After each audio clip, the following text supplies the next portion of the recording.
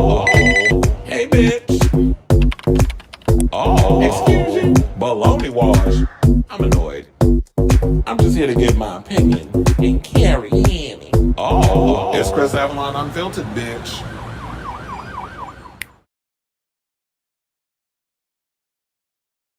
Hey, what's going on, everybody? And happy Tuesday. It's your boy, Chris. Hold on. I am such a hot ass mess. I'm doing it live on the camera. But anyway, what's going on? It's your boy, Chris Avalon. Welcome to a brand new episode of Chris Avalon Unfiltered, a show where we basically talk about all the latest in celebrity news, entertainment, gossip, anything that's got to do with pop culture and entertainment, news, and all that good stuff. We talk about it on this here show. So, before we get started, can you do me a solid and hit that like button, that subscribe button, and that notification button so that way you know when we go live with a brand new episode of Chris Avalon Unfiltered. Please and thank you.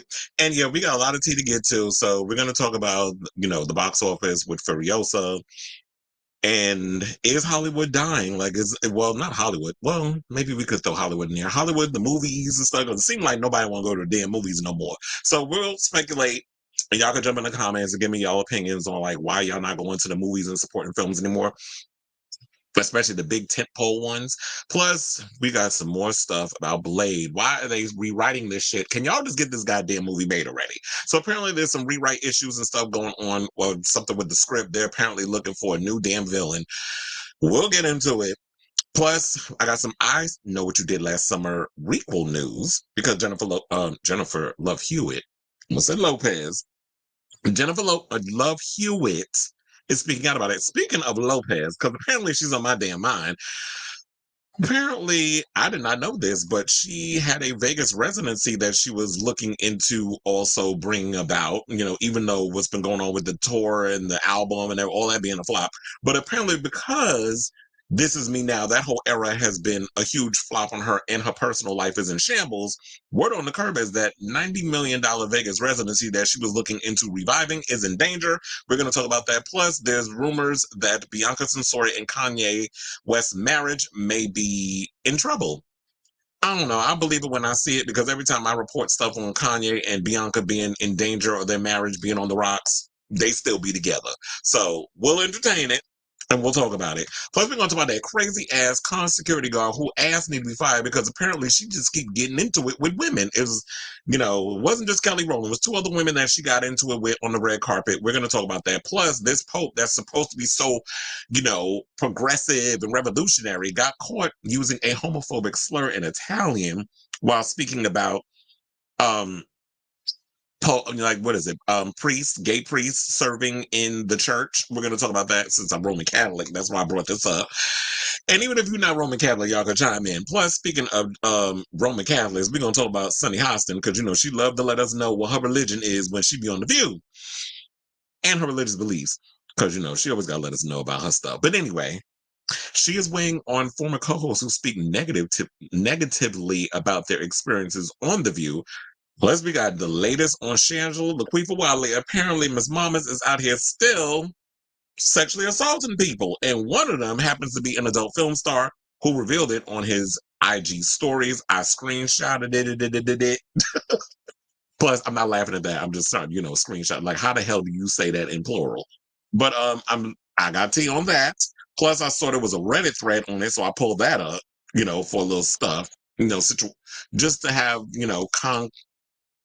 what's the word? Context. It's like apparently I can't talk today. And I just started the damn show. So anyway, so we have that. Plus we got some drag race news that there was an All-Stars queen who spent $250,000 on her runway looks. And there's a drag race star that's about to appear on Nelly Furtado's new album. So, and I've been hearing, I thought her album was done, but apparently not because,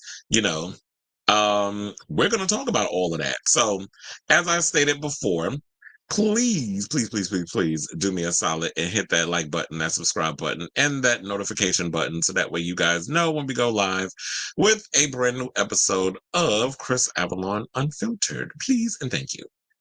And I also see that we have comments, which let me get to those in a second. Hold on, because there was something I forgot. I was rushing trying to get all this done because I was going through it. Like, I don't know. I hit something on my phone 2 days ago, so I had no access to my phone. Apparently, I had to go down to the Apple store and they had to deal with the Geek Squad, them people. They had to they had to deal with trying to get my phone out of this whole drama. Like I double tapped it. It was talking to me. Apparently I hit something for, I guess it's like people with hearing impaired or some another. So she showed me how to take it off. Plus I had to get a new screensaver. I had to get a new case. I was just a mess today. Um, oh, you didn't? He said, I never got a tag for notification. I probably because it was I literally put the damn thing up at the last possible second, so you probably gonna get it late. But that was my fault because I was busy up in here trying to rush to get this show together. Oh yeah, we'll go. You know what? I'll save those comments for later when we talk about that. But first of all, okay, so now let's get into the first topic. I think I got myself together because, child, I'm a hot ass mess. But y'all wouldn't be watching this show if I wasn't. So, okay, so let's move on and let's talk about our first topic, which is going to be about, what's going on with the Memorial Day box office. Apparently, they said that this Memorial Day box office weekend was the worst, and I believe in like 4 years. So, Furiosa narrowly beat the Garfield movie with an estimated 32 million for a 4-day weekend. The George Miller latest entry in the Mad Max franchise took in an estimated 26 million for Friday through Sunday versus an estimated 24 million for the animated Orange Feline. Now, it was weird because I had heard some stuff that Garfield was selling out all their theaters and all this other stuff, but they were probably in small theaters. I'm like, who the hell is spending money to see this horrible ass movie? Number one, Chris Pratt is in it. I can't really stand him. I don't like him. He is like my least favorite Chris. Like I told you, I have other favorites that are Chris's. I love me some Chris Hemsworth, who was in Furiosa, and I'm surprised a lot of people didn't go see this movie. And he was great in it as the villain, Dementis. I love me some Chris Evans, America's ass. So I got to live for Chris Evans. Who's the other one? I know there's another damn Chris I can't think of. Oh, Chris Pine. I love me some Chris Pine. I was like, who the other Chris? Captain Kirk, the younger one. So I love me some Chris Pine, especially with all that little luscious hair. His hair went gray kind of quick though, and he's like in his mid-40s. And I love the fact that he's got this youngish face, but the hair just went full on gray. So he's giving, white hair tease. But anyway, and Chris Pratt is my least favorite because, he's done a lot of dumb controversial stuff like pushing his religious agenda on people. And plus all the rumors about how, now that he's with Arnold Schwarzenegger's daughter, he's kind of just pretty much just looked beyond his first son and Anna Faris, and probably just with so many ways the story has always been he's discarded him, and he's posted things on social media where people kind of just look at him as like he's an a-hole. So they also on to say that despite Furiosa's victory, it still came in behind expectations and is the worst Memorial Day #1 opener since Casper debuted at 22.5 million nearly 30 years ago in 95. Well, no, I'm not gonna lie. I did not like Casper. I did love that Christina Ricci was in it, but the movie wasn't that good though. If I can remember that far back. But anyway, it said neither film aced it with audiences, with each receiving a B+ cinema score. Now, with no holdovers to contribute in the massive way to the Memorial Day box office, overall revenue for the 4 days plummeted to an estimated 128.3 million, also a 29-year low and down nearly 37% from last year per CinemaScope. Now, I actually, like I said, or maybe I didn't say it, but if I didn't say it, I'm gonna just tell y'all, I liked Furiosa. Do I think it was better than Fury Road, which was the movie that was before it's actually like years later when she's older, which was played by Charlize Theron in the previous film, but this one is sort of a prequel of sorts.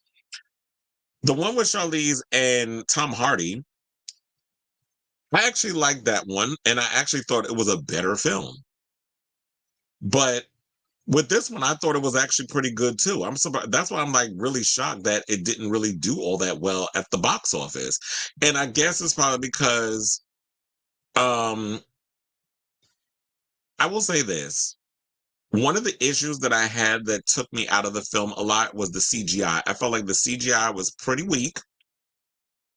I don't think like the CGI. There was parts where I was like, you could obviously see that. Okay, now this scene is taking me out. It didn't look like it was part of the film, or whatever the case was. Or well, I do remember George Miller saying that. Oh, we had just finished this. Like before it came into theaters, he was like, "Oh, this film we just finished. Everything about a week ago." And I'm like, and it shows because how was it like y'all are down to the? And this has been happening, I believe, too much with a lot of films that are heavily CGI'd. Is like y'all be down to the wire with a lot of stuff. And then I'll be watching the film and I'm like, that CGI looks terrible. And I've been seeing it in a lot of MCU films, particularly Phase 4. I've seen it a lot in the DCEU films where it was just like literally y'all were down to the wire with stuff. And to me, I don't understand why it's taken a lot of people, because especially like in 2024, I've been hearing like the amount of CGI and all the other stuff, like the people who do like the special effects, the graphics, all other stuff. There's not a lot of films coming in that they're going to be overwhelmed to get those films done in time to get them out in theaters. So I don't understand what the hell y'all been doing over in there and stuff. And the original, like Fury Road, I was gonna say like the practical effects, special effects, all the other stuff, the car chase sequences, everything looked great. But there were parts of that movie I was like, okay, this is it's looking a little wonky, and it's taking me out. Like during the scene of the sandstorm and the car flips, and then towards the end when once they get out the other side of the I'm like, okay, now that it just took me. So there were certain sequences that took me out of the film that kind of bothered me. And this film, it seemed like it was a lot of that in there. Now I know that George Miller is talking about he wants to do one more film and he wants to call it Wasteland. I don't know if that movie's going to get made right now because I really don't feel like Furiosa is going to make back the money that it needs to make to break even because this film, I believe, almost cost Warner Brothers $200 million. And I think that's another issue too, that Hollywood really needs to ring it in when it comes to the amount of money that they spend on these films. These movies are way too expensive and you're taking these big risks, and this movie is a big risk because I'll be honest, like I think I've noticed, like I love the world of Mad Max. I love this whole dystopian world where everybody look dirty and cannibalistic and all this crazy stuff. Like I love this world that he's built over the past, when did the original movie come out, like 79, almost 40 years ago. I think it's about over 40 years ago. I love this world, but I feel like a lot of people just don't care. I think the Mad Max universe is sort of like a niche market, like it's very cultish. Like it's got a cult following. I don't think there's this big, it's not as big as like, one of these, the Fast and the Furious. Let's use them as an example because, since, over the years when they built that franchise until they got ridiculous with the last three damn movies and they started losing money. And now they're going after them being like, oh no, this last film that y'all got coming out, we got to make cuts because you're not breaking even on a lot of stuff. You're spending, what the budget is $400 million. And then the worldwide gross is almost 800 million. That's barely breaking even. It's in the 700 million mark. The last film I believe that did $1 billion for Fast and the Furious was the one, I can't remember which one it was. I think it was Fast 7 when Paul Walker passed away from the car accident or whatever. And I think the reason why that movie made a shit ton of money is because people wanted to see how they were going to write that character out. What were you going to do with Brian's character? And then we went in to see, and I think the one after that did well because people wanted to say, okay, so now y'all have this new story. Let's see what's going to happen here. And then everyone was like, oh, okay, we good. And then they went back to whatever it was before with the and then they started getting really ridiculous with the stunts and stuff. And then they're like, oh no, y'all, we need to cut the budget. Like y'all getting ridiculous. Now y'all want to travel worldwide. You got balls rolling down the streets of Italy and cars, and I'm using my car to like nudge it out of the way so people don't get run over and those. It's like, no, we're not doing that. And I feel like it's the same thing with Furiosa. It's like you have these grand ideas, and I like it, but the fact of the matter is the audience is not interested. And I also think the reason why people are not going to the movies, because look, everybody said the Fall Guy was a good movie, but I think that, and you know what, I understand, like people thought, oh, Ryan Gosling, Barbie, all that talk about him, he's gonna sell the hell out of this movie. And I love me some Ryan Gosling. I've loved me some Ryan Gosling for years. Back when he was when he took more of the underground route, similar to Robert Pattinson. Like their careers were very similar. Whereas like they did like more of the smaller films, the smaller independent films, which were really good. And then it's like after they paid their dues, then they started transitioning into like the major movie stuff. Except I don't even try to count Twilight because I know a lot of y'all, but he did Twilight. I was like, yeah. But then after Twilight and all that shit that he had to endure from that, he went back underground and started doing like smaller films, like High Time and all that other stuff. The Lighthouse, a lot of great movies that he did. Didn't he also knock up Suki Waterhouse? See, I don't know why I went into that. See, it's like when I was started talking about stuff, I always got to go into the gossip because it's like so now he and Bradley Cooper share. They got like step siblings or whatever you want to call it. Yeah, and now Bradley Cooper hunching Gigi Hadid, who's Zayn Malik baby mama. But anyway, um, see how it's all incestuous in Hollywood. But anyway, get back to this. Um, damn, I forgot my point. But anyway, to wrap all this up, because I was like, I went on this whole thing. Oh yeah, so it's like, but I feel. Oh, now I remember, it was Ryan Gosling it was talking about. So the thing with Ryan Gosling and the fact that people thought that with the Fall Guy, he was going to really sell his film, whatever. But I don't know if it was necessarily he was the star. Well, he was the standout of Barbie, but people didn't go to the movies to see Ryan Gosling as Barbie. I remember when Ryan Gosling was cast as Ken. People were looking at us like, why the hell are y'all hiring? Like, he don't look nothing like Ken. And they said all that stuff. So they saw the movie and people bought into it. Because, people always criticize some shit before they see the damn film. And then it became this big event film when everybody wearing the pink and everybody going to the theater. And it was like this whole event, like that and Oppenheimer. So I don't know. So to get off of this whole situation, I just think that movies have got, and as someone who loves movies, I just feel like the movies just aren't as people just don't like going to the movies anymore. I think a lot of factors go into it. Number one, Hollywood, y'all don't give people enough time to go see these movies before y'all quick to throw that shit on digital or the streaming services. Because look, even though I already saw Doom 2 in the movies, and yeah, Doom 2 had a good run, it's already like available on HBO Max. Fall Guys already available on digital download, so people are watching. And I saw like the numbers, and Fall Guy is actually doing pretty well. It's in the top 5, and that's because people are watching it at home. And I think also what helps with the digital downloads or the rentals and stuff is that one person, if you got a whole family, because I'll say this, concessions is too damn expensive, movie tickets are too damn expensive. I was asking a friend of mine, I was asking people on my social media, I was like, well, what is it that why people won't come to the movies and see films? And what is keeping y'all from the theater? One, y'all too goddamn disrespectful in the theater. Y'all want to act like this y'all hangout spot. You want to be up in there, you want to talk through a fucking movie. You want to put your funky ass feet up on the chair that's in front of you. Um, Y'all just rude and nasty. People don't want to be dealing with like y'all be forgetting like y'all not at home.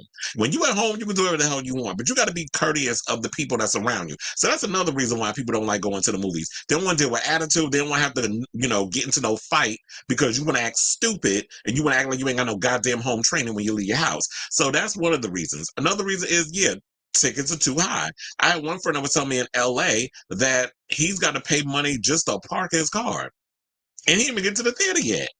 And then when you got to pay the valet or whatever to park your car wherever at whatever movie theater you go into in Los Angeles, then you got to pay God knows how much, $17 for a regular ticket, possibly $23 to $25 or possibly $30 if you're going to watch a movie in IMAX or Dolby, which is what movies like Furiosa or Doom 2 or any of those type of films, I want to watch those films in IMAX and Dolby. I don't want to watch those in a regular theater.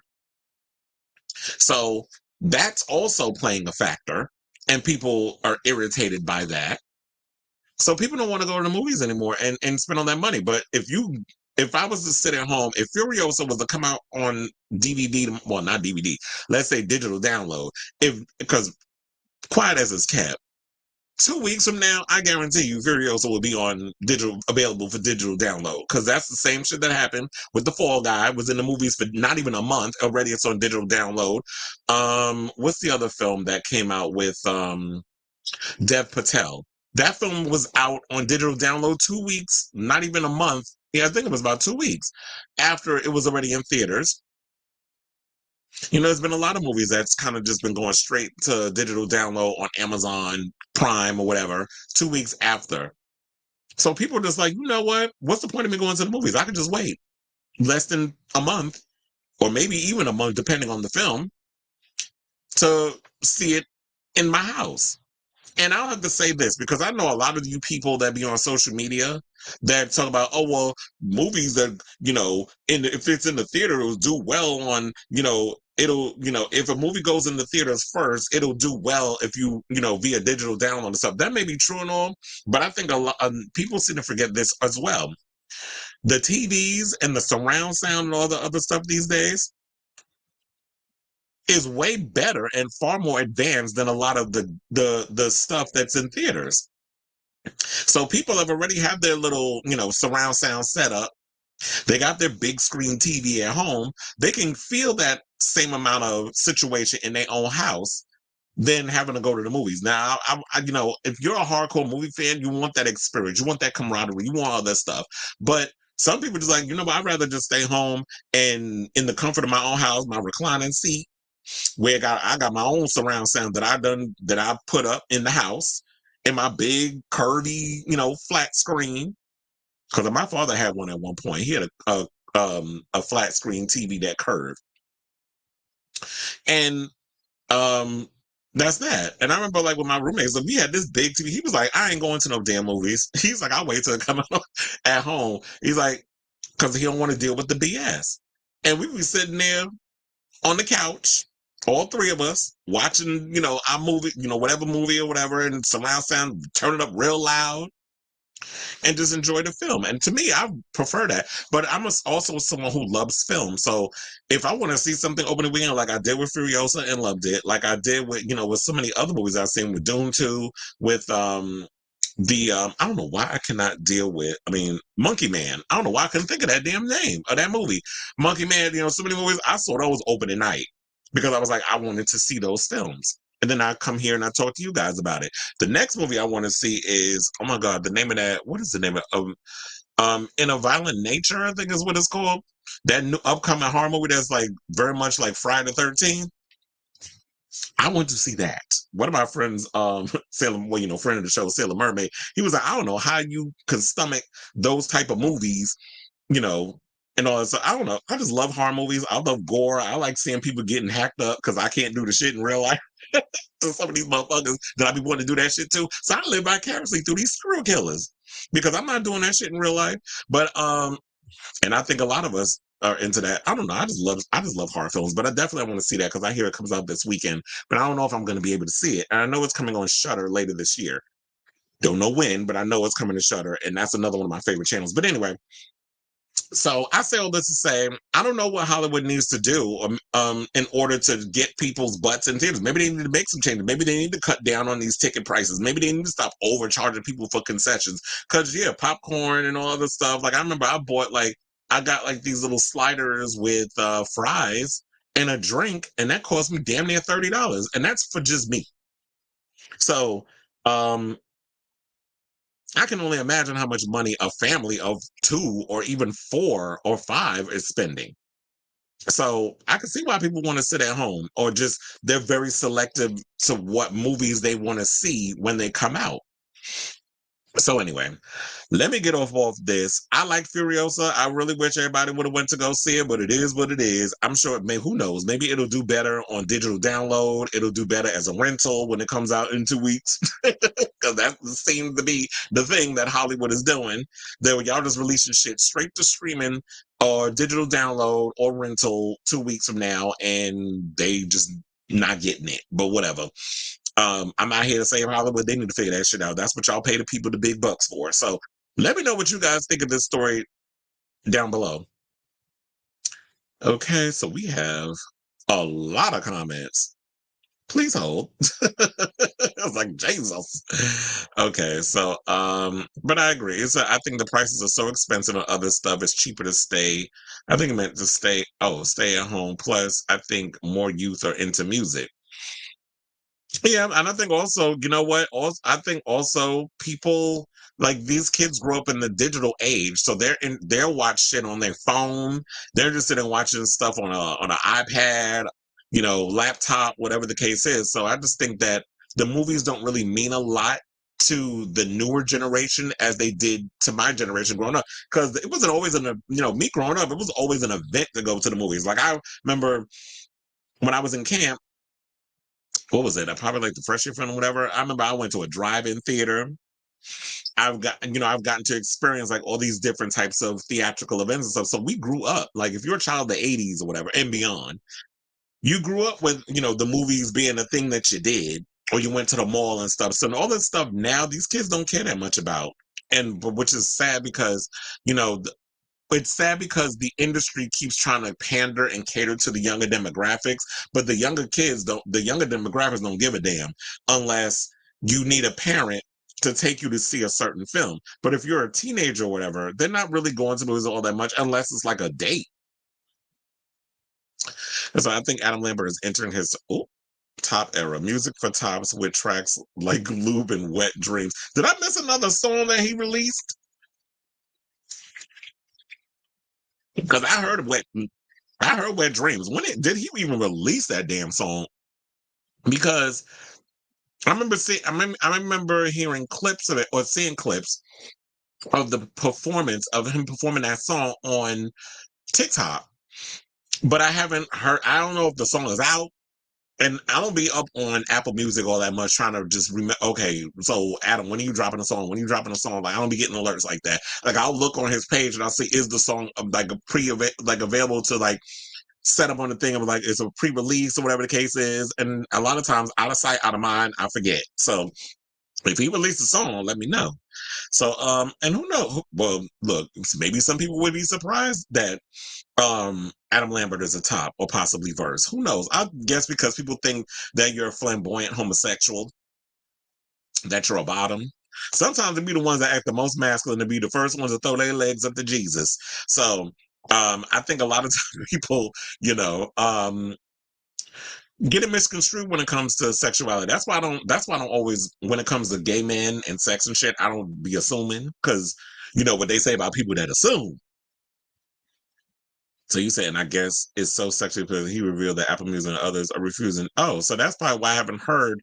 Child, they need to get off my damn line with that. First of all, there be people out here who be releasing far more explicit damn songs. Because if you want to sit up here and talk about that, you don't want to release stuff, then how come Little Kim's Hardcore is on Apple Music? And that album is way more filthier than what Adam Lambert is putting out. And I love me some Little Kim. And I love that album.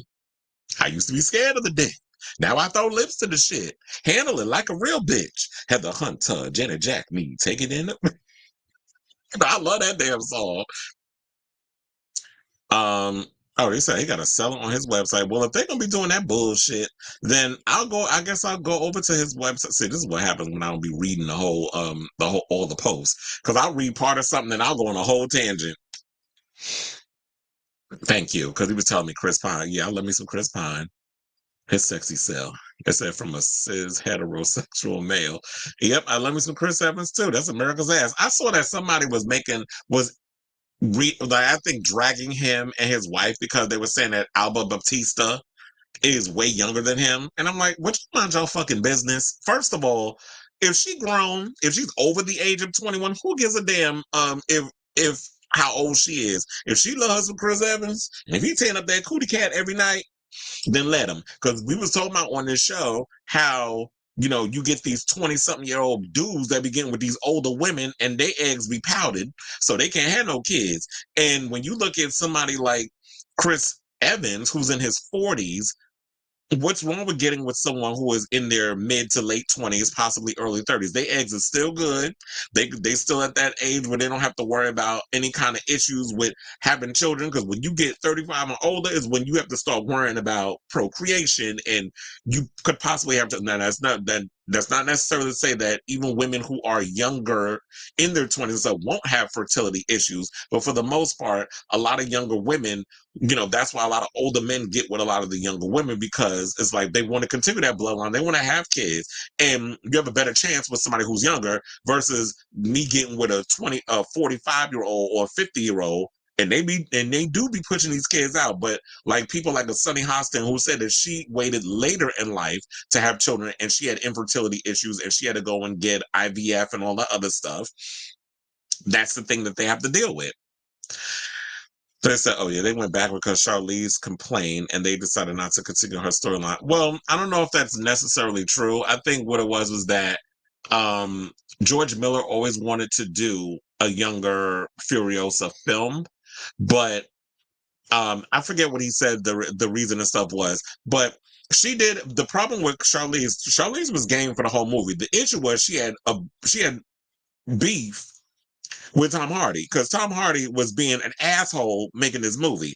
And there was a point where during the press, run, he openly apologized to George Miller for his baby because he was like, I wasn't seeing it, I wasn't getting your vision or whatever the case is. This is why, as an actor, you're supposed to trust the director. I know you can get frustrated over certain things, but if the director, especially like someone of George Miller's caliber who had everything mapped out on storyboards, like the whole film, because it was barely any dialogue in the film. They had the whole storyboards and everything mapped out. And if he knows what he's doing and he's asking you to do certain things, just trust in the process. But I get it.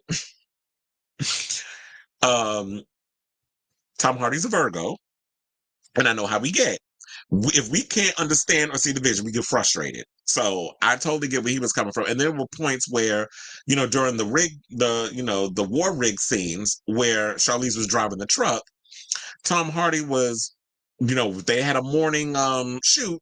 He was not showing up for the morning shoots. So she's sitting in the goddamn truck for hours, hot, waiting for this mother flower to come out and shoot the scene. And there was one point they went so, like, he pissed her off to the point she cussed his ass out and they had to have a producer come and shadow for the rest of the film. But they ended up patching things up and working things out. But during that film, it's notoriously told that Charlize and Tom Hardy did not get along making that movie.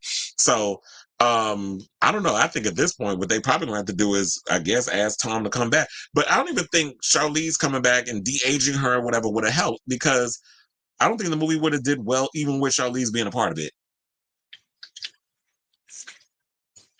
I was like, yeah, I needed this Red Bull child because and I heard it wasn't good. You said you went to see the Amy Winehouse biopic, which was directed by Aaron Taylor Johnson's wife, who y'all know, speaking of May December romances, they being dragged because they said their marriage is weird, that she was like in her 40s when she got with him and he was like 18. But Aaron Taylor Johnson is fine as hell, and he got a big old dick. I've seen the pictures and the video in motion. I said I hate that so many movies were like, And I mean, I don't mind CGI if it enhances, it helps the scene or whatever, because you can't do everything practical, so it helps. But when it's obvious and I can tell, I don't like it. And there were parts of the movie Furiosa that really took me out. I was like, you could totally see that was fake. You said Tom? No, he is. Because that's because I'm reading now. It's like, he is problematic because I told you he got into it with Charlize because he was acting like an asshole making this movie. And I hope that's not his reputation on every film, though. I said back in the day, number one album actually flopped. It just meant it sold the most album that week. So I guess this is the era of new number one movie debut, but flop. Plus, Mad Max has a different audience. The first one was almost 45 years old, and he waited too long. Had he done it in the 90s, it would have been. Well, I know he did. The first one was like 79. Then he did. Oh my God, what's the name of the other one? Mad Max Road Warrior, which I think was like 82. Then he did the one with Tina Turner, Beyond Thunderdome. That was in the mid 80s. I think that was like 85, 86. And then after that, he waited 15 years and did Fury Road, which was 2005. That was a long time. And then he went and did this one. So yeah, he does take long periods when he makes a lot of these movies. But he went off and did other things. In Mad Max movie I saw was and that beat We Don't Need Another Hero song.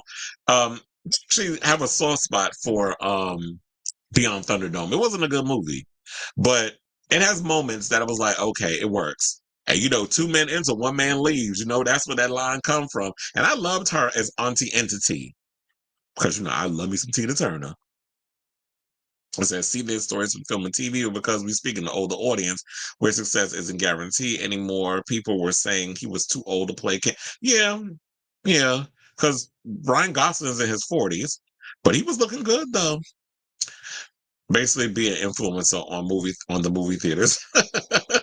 They're like, please go to the movies. But look, if people don't, because sometimes I be getting mad. I remember when I saw Dune 2 the first time. It was quiet. I had a great time. But I wanted to see it again because I wanted to catch things that I didn't catch the first time. Second time I went to see the movie, it was 3 black dudes in there making all this fucking noise, and I was tight. Why are y'all having a whole conversation? I'd be ready, and sometimes I'd be having to curb my mouth because I'd be ready to fight. I can't keep getting arrested for assaulting people or whatever the case is. These days, you never know. People have guns and knives and all kinds of shit on them. So I'm not risking my life to try to get in no beefs with nobody. So I just leave it alone. And I'm like, you know what? And then it's funny because then right after that, I was like 2 weeks before it ended up coming up on HBO Max. I wound up getting the digital download, which was when it became available. And then they released it 2 weeks later, which was weird. But that's Hollywood for you. It said, where is the ticket? $20. My Harkins Theaters is $8.75 for the matinee. Not in New York. Matinee is way more expensive. Try going to local theaters. It's cheaper, even AMC in Arizona. And that's what I went to. I go to the AMC in Lincoln Square, Manhattan. Not too far from the View Studios, by the way, and Kelly and Michael. Or who's it? Kelly and her damn husband, Mark, because she always got a new damn co-host. But anyway, so yeah, movie theater, everything in New York is overpriced, ridiculously expensive. So you're not going to find a theater that is going to do $8.75. I know they used to do $5 Tuesdays. I don't even know if they still do that. But at one point, AMC does $5 Tuesdays. That plus it's the deposit for bathroom breaks and stuff. That's another. That's another thing too. Is that these movies be too damn long, and I be having to pee because there be times I be in the movies and it's like, yeah, I have my, I get my coffee, my big coffee from Starbucks, or I'll get like a soda or something, and there be times when I be having to go. I say, I'm not gonna sit up here with a full bladder, waiting to go to the, waiting for this movie to be over. Because movies now, they want to act like they Netflix shows where the movies is 2.5, damn near 3 hours. Now, if y'all want to tell a full-on story, maybe you need to sell this shit to like HBO or Netflix or Apple TV or whatever. Because it's like, a movie you supposed to get in and get out. 90 minutes tops. Not me. I think it's because I get anxious a lot of times, so I just be constantly drinking, and then then all of a sudden I gotta go. So we get free refills on the popcorn and drinks if you get the large. Plus we have popcorn vouchers. It's funny, I don't get into all of those extra because they do make offers of like, oh, you can get concessions, but if you or AMC A list and all that other stuff. A friend of mine does AMC A list because he's in the movies all the time. But since he's been working a lot and he works for I believe Amtrak and stuff, he hasn't been able to go to the movies as much. Oh yeah, it's like he's trying to tell me join the rewards. We have to start doing. They usually close the concession stands by 11 at the theater I go to. I like seeing the last show of the night because it's not as busy. Well, a lot of times with me, I go to the movies. I go to the movies. I always try to go to the earlier shows during the week when it's slow because I don't like dealing with a lot of fucking people. It's a I like Halle Berry. Halle Berry liked the comment I made on one. Oh yeah, I saw that. That Halle Berry made a comment. It's funny about the Flintstones 30th anniversary. Oh yeah, because she was in that. Child. Speaking of anniversaries, I saw that Richard Dreyfuss is being dragged for making homophobic slurs at and I don't know how many years ago did that movie. It must have been 50 years. When Jaws came out. What's up doing another? So yeah, I saw that trending earlier. So I need to look more into that because everybody in here using homophobic slurs. We got the Pope. saying shit, which we're gonna get into, and then we got Richard Dreyfuss out here being a hot ass mess. And I like him as an actor, but if you out here being a fool and saying stuff where you can get your teeth knocked out, I can't fuck with people like that. And it was like because back you had to wait a full year to purchase a movie. Yeah, back in the day when we were younger, you know, we had to literally wait for movies to come out on VHS or whatever the case is. Now it's just this instant need for films. Oh, Cupcake's another one. So, and so it could be, homophobia that why they picking on Adam Lambert. But who knows? You know what? You having to sell stuff on your website, that money automatically goes into your pocket, right? And it's like, yeah, he's 44. If he dates someone his age, the chance of having kids is absolutely. And that's why I said y'all need to leave him and Alba alone. Because if Alba is in love with her Chris Evans, then why is people mad over a decision she is a grown woman made to marry him? This is why Madonna has boyfriends leave her once they're ready to settle down is always the case. Plus, when straight men want kids to carry the last name, that is all that everybody needs to know. I got tea in a deep dive. Cheryl was extremely popular before she got with the One Direction guy, but once she had his kid, she was labeled a groomer. Since then, Cheryl, she was. Well, look, isn't who was it that she got knocked up by? Liam? Isn't Liam Payne grown? Ain't he old enough? Look, well, I guess he's in his early 30s. And how old is Cheryl? I think Cheryl got to be in her 40s or maybe in her late 30s. I'm guessing 40s. Because Girls Aloud been around for a long time. So, but look, if you want to have some, look, everybody knows that when you're a younger man, and I don't know, it's like we applaud this. It's like when young men get with older women, and young men look at getting with an older woman as a rite of passage, that sort of thing. So, did you hear the leaked audio footage of Meek Mill and Power? Oh, you talking about the one where where he was moaning all loud and stuff? I did see that clip. But if that's what you're talking about, where he like F me N word and all the others, you talking about that one?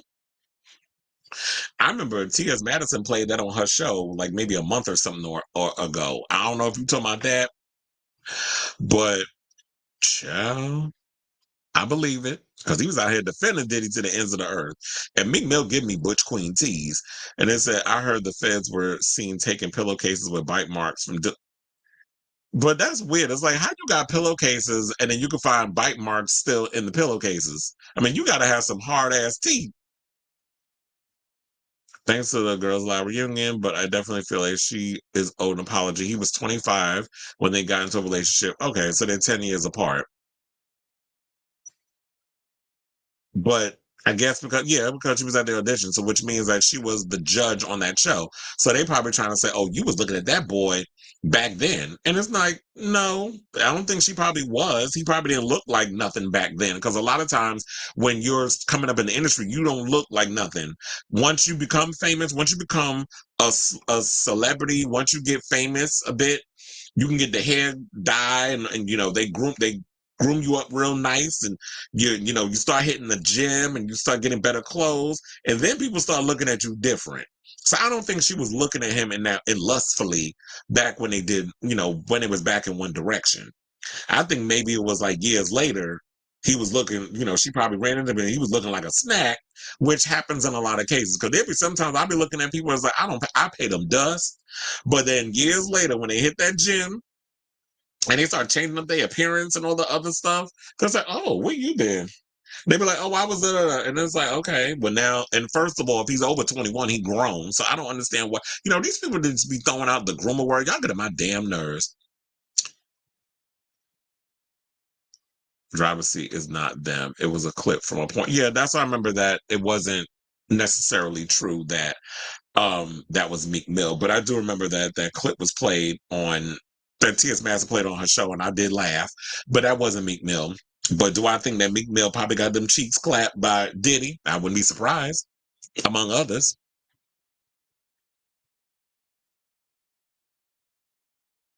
Okay, so you know what? I gotta move on. and talk about, because we didn't even get to, like, we almost an hour in, we didn't even get to the second damn topic. But let's move on, Chad. And let's talk about this new Blade movie, which seems to be going through a bunch of another damn rewrite, which is getting on my damn nerves. So I don't understand like what's going on with that. So according to Comic Book Movie, they're saying that well, actually, I can't believe this. It's literally been 4 years since Kevin Feige brought out Mahershala Ali during San Diego Comic-Con and revealed that he was going to be the new Blade. And since then, we're still waiting for this damn movie to get made. They haven't even gone and started shooting, which I don't get what's going on with this film. But the latest on this, I'm just like, you know what? I feel like at this point, as much as I love Blade and as much as I'm curious to see what Mahershala Ali is going to bring to this character, I feel like at this point, y'all just need to put this shit to bed. I'm glad that y'all really still trying to get everything going and all this other stuff, but y'all should have had this shit done a while ago. Like, why are we still waiting on a damn Blade movie? Y'all still didn't even film the movie. I believe y'all already set another damn date for, I think, like October or September of 2025, and y'all still working on a damn script. But anyway, let's get to the tea. So they're saying that after going through a number of directors and writers, the project finally seemed to be back on track after a recent production weekly update claimed the shooting was set to commence this fall, but it seems the movie has hit yet another bump in the road. Now, according to Daniel Rickman, who, Daniel RPK, he's always getting a lot of scoops. And, we reference him a lot on the show. So it's a new writer is currently being sought to give the script another major overhaul, although he does note that Marvel has finally nailed down the overall story and backs up the early report that cameras are expected to roll later this year in Mexico or Brazil.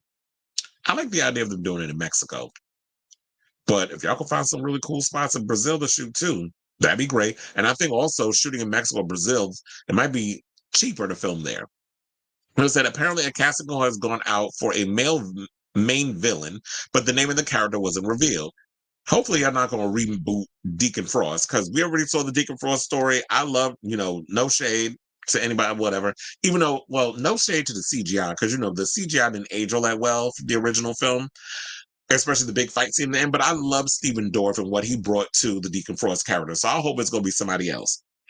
So it says that though everything appears to have been sorted since, a recent expose claimed that Ali threatened to depart the movie at one point during frustrations with the script. Now, some early drafts reportedly saw Ali's new take on the day worker relegated to third or fourth lead in his own movie. And while this has been disputed by a writer who worked on a draft prior to the strikes, it's clear that the production has been anything but plain sailing.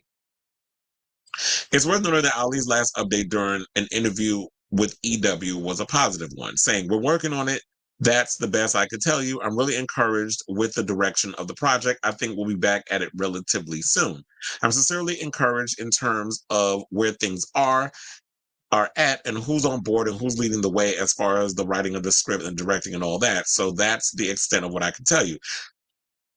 Now, Yann Demange stepped in to replace Bassam Tariq, and also spoke positively about the reboot and previously confirmed that the movie will indeed be rated R, saying, "I'm excited to show a kind of ruthlessness, a roughness he has and allows him to walk the earth in a particular way. I love him for that. He's got a dignity and integrity, but there is ferocity where that he usually keeps under the surface. I want to unleash that and put it on the screen." So, and now I finally got the date because I was like, I could have sworn I heard October, November, whatever. But they're saying that it's coming out November 7th, 2025. And this is the thing I hate about Hollywood is that y'all will set a date and then y'all try to meet the expectations and the films be shit. And we've seen them do that a lot. Stop securing dates if y'all don't have the cameras rolling. But if that's what y'all want to do, then that's fine. And y'all won't keep changing the date, and then the fans are going to get frustrated. Now, someone like me, like I said before, I love the Blade franchise. I love the original one. That still holds a strong, place in my heart. sentimental place. I love the original. That opening sequence was everything. Like, I feel like there's been no superhero film that I could think of that is top that opening nightclub bloodbath sequence. That's still iconic to this day. Especially when they use the techno music and all other stuff, and how we first get introduced to Blade.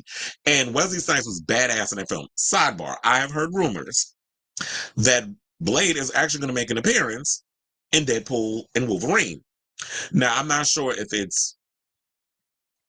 I'm hoping it's Wesley Snipes' Blade because it's the whole multiverse situation and that sort of thing. So I'm hoping it's him because it is a way for Ryan Reynolds to kind of poke fun or whatever. Because remember, they did Blade Trinity together, where he played Hannibal King, and we all know the notorious drama that happened on the set of that film. Jessica Biel was in it too.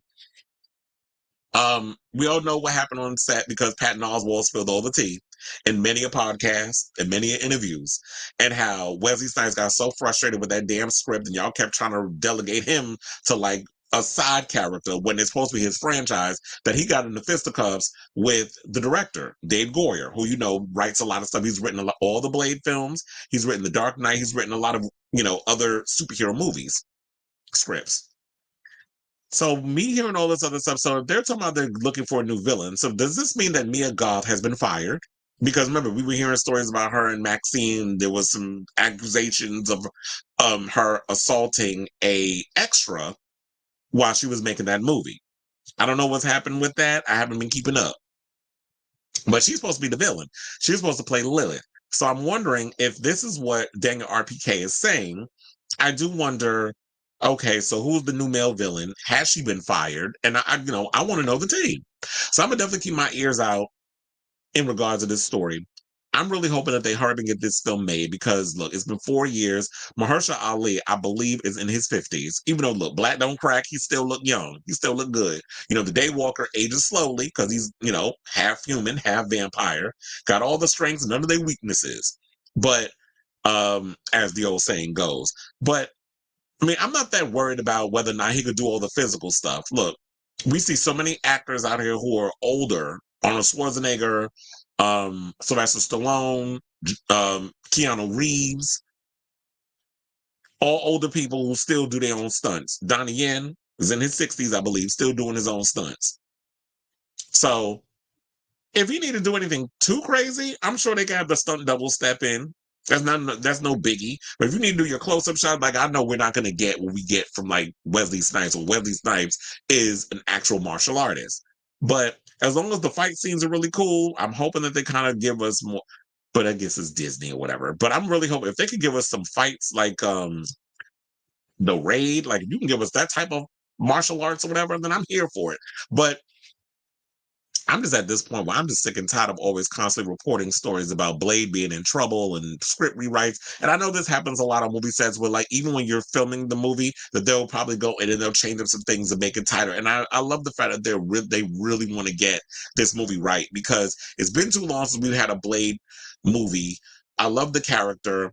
We definitely need a lot more diversity when it comes to superheroes, especially like the world of vampires. Like I love vampire films and stuff, but we haven't gotten a good one in a long time. I feel like the last good vampire film that I saw was 30 Days a Night. Yes, Abigail was cute or whatever. I enjoyed that film, but it bombed at the box office. So I definitely love.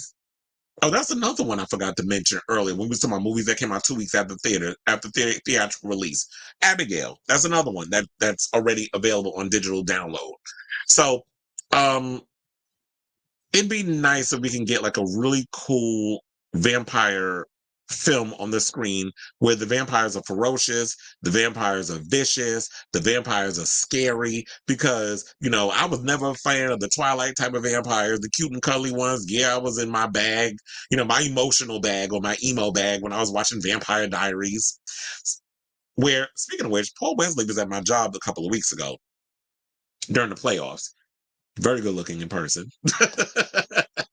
But anyway, so yeah, so that's all I gotta say. But let me know what you guys think in the comments down below in regards of Blade. Are you all getting sick and tired of hearing like the latest stories?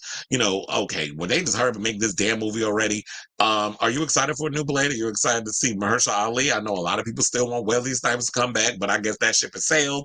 They're ready to move on. They're ready to give us somebody else. Quiet as is kept. I kind of wish that they would have hired someone like Michael B. Jordan because he's younger and you can really keep on with that franchise with the Michael B. Jordan playing Blade.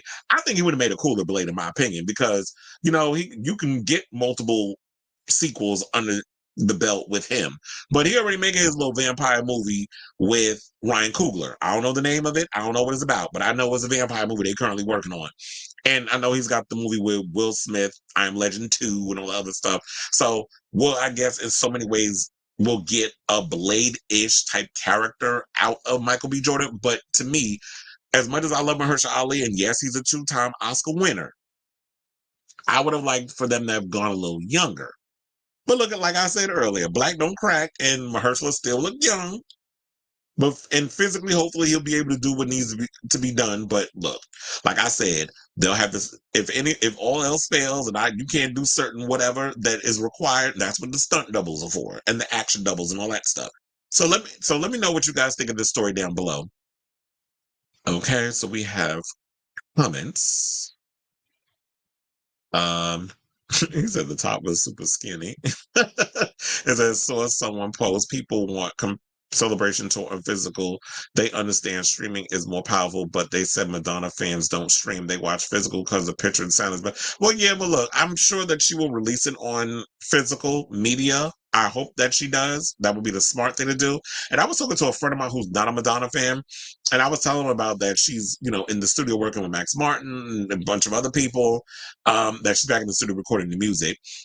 And the whole thing with the tour DVD coming out and stuff. And he literally said out his mouth, and I kid you not, he said, why don't she release? Because I said, oh, she's doing the whole thing with Mexico City because the audience reception was way better than the American audience reception. And he was like, well, why didn't she just release the Brazil show as the final celebration tour DVD?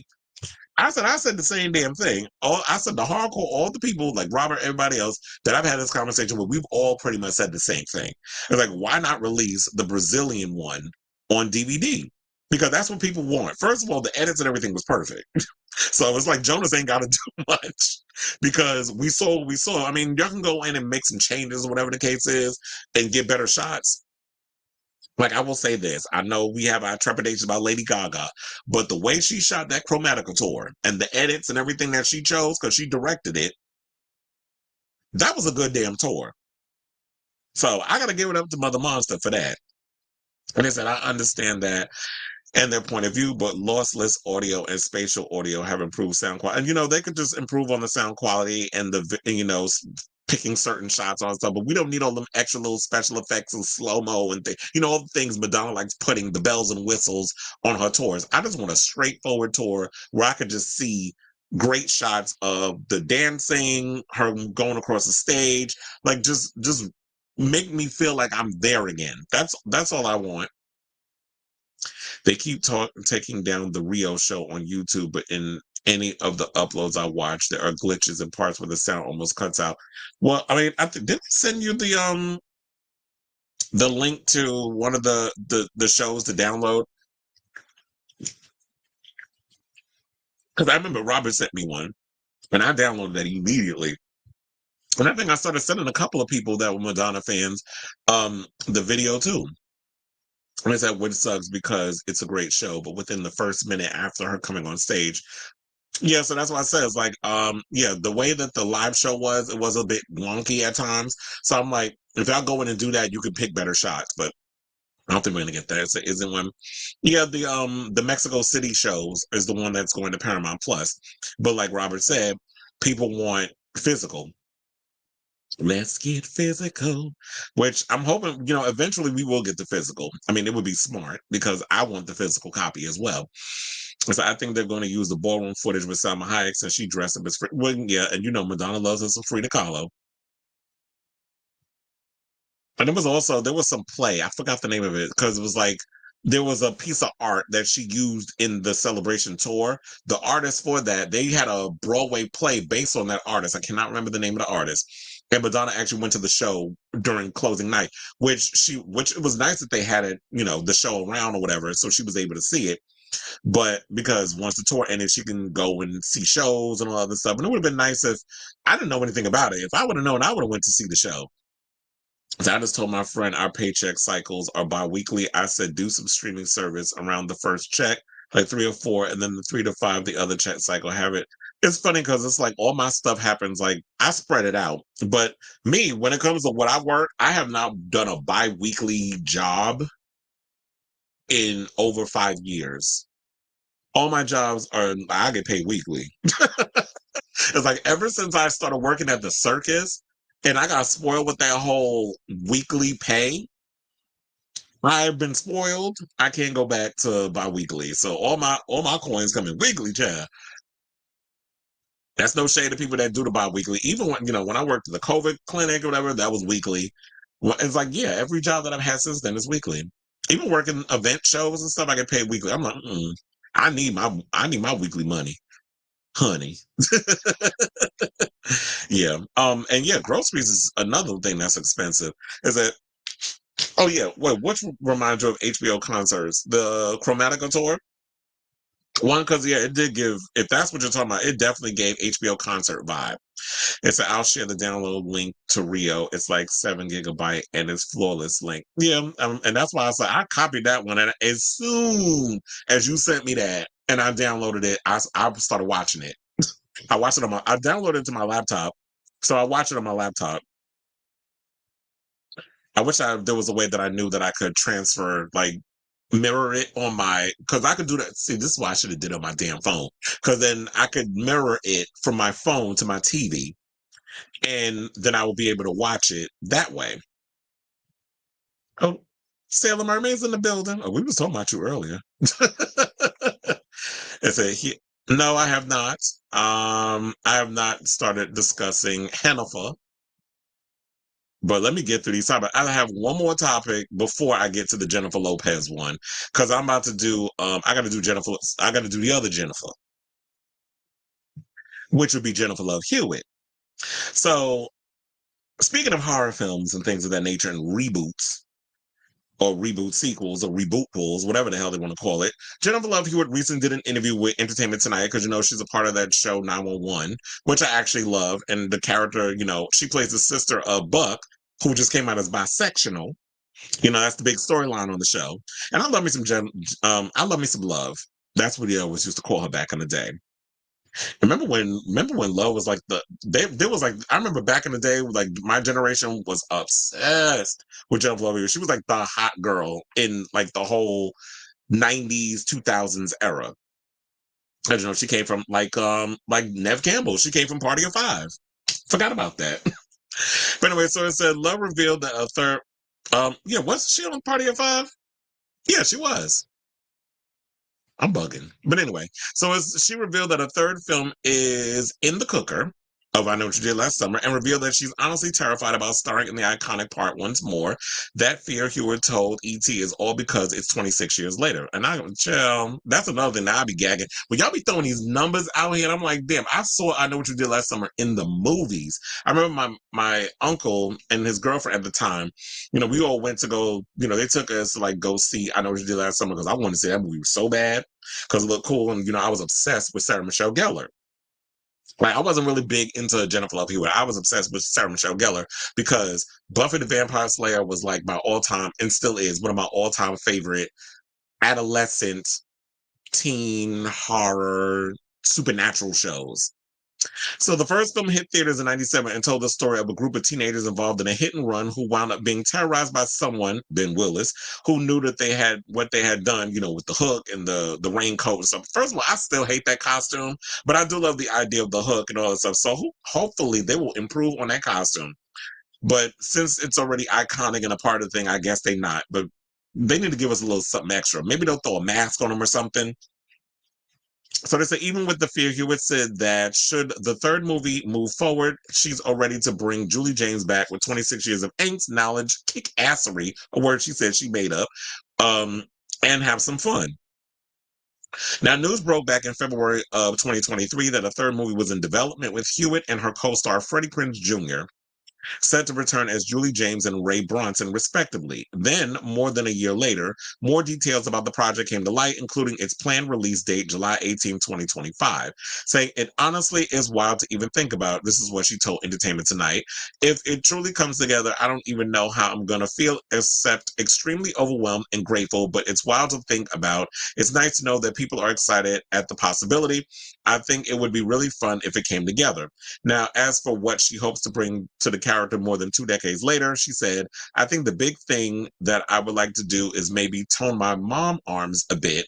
That would be nice. Well, because, I think she married her co-star um from, oh my God, what was the Client List? That show that used to come on Lifetime or whatever. She went and married that guy and she had 3 kids. So yeah, she's got a little mom bod. And one of the things I will say about Jennifer Love, I know that, like, if you're gonna have her coming in there, they don't want her, like, I don't know if they want her to look like a crazy, worn out housewife that body looks stressed because she has so many kids in real life. So I love me some Jennifer Love Hewitt. I love the first film. I Know What You Did Last Summer. You know that chase scene with when they was going after, what was it? Who was Sarah Michelle Gellar's character? Now I think it was Helen, right? Um, that chase scene with her and the killer. That is the most iconic scene from that movie. And the police car sequence that was originally supposed to be in Scream. Oh no, it actually wasn't. Scream 2 actually took a scene that was, we talked about this on the show before. Scream 2 actually, there was supposed to be this chase scene or the car scene or whatever that was supposed to be in I Know What You Did Last Summer, was used for Scream 2 because Jim Gillespie, the director, didn't want to use that sequence. And Kevin Williamson wrote both scripts, the original Scream, and he wrote I Know What You Did Last Summer.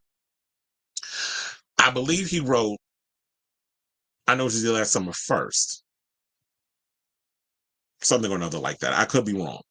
But anyway, so I say all this to say I'm excited for this film. What I'm hoping is I even though I still Know What You Did Last Summer was not the greatest film.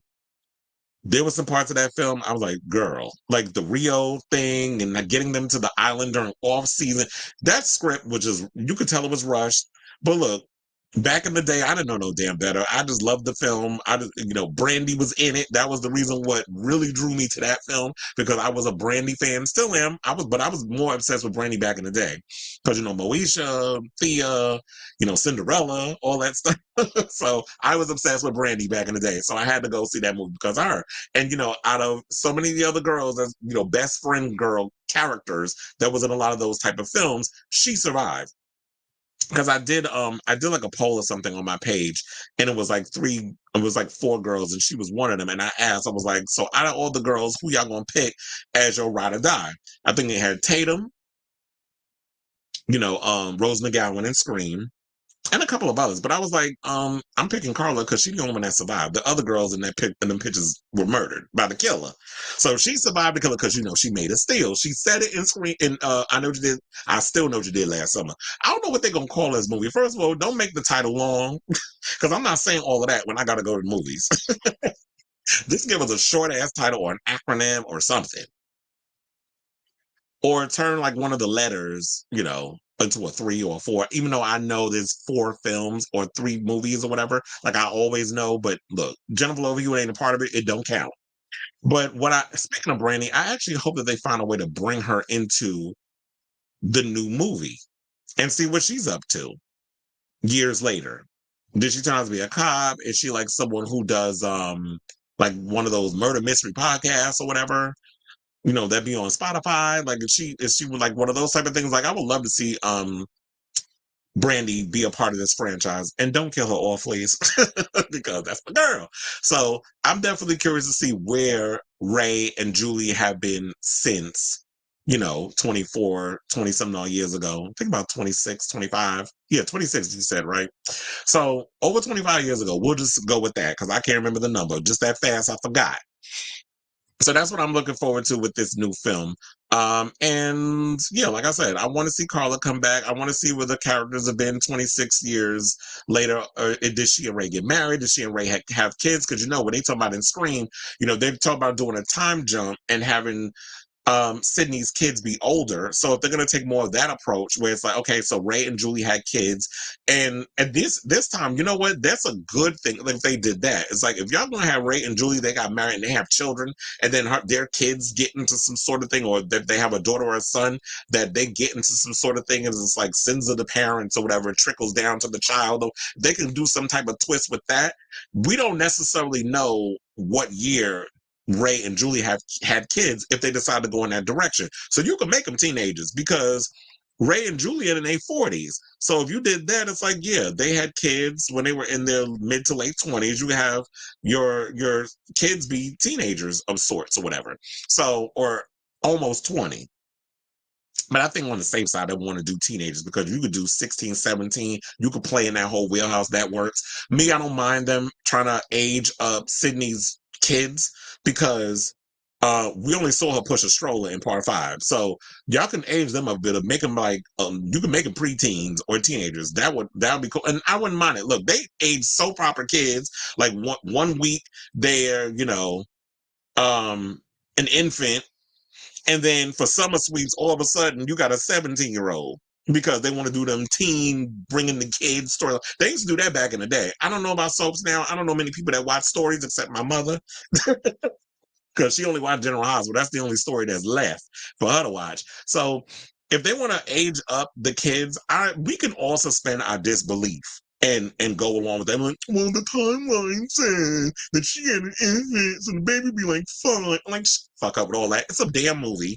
I don't mind if you age up the children or whatever the case is. If you got a good story that you want to tell.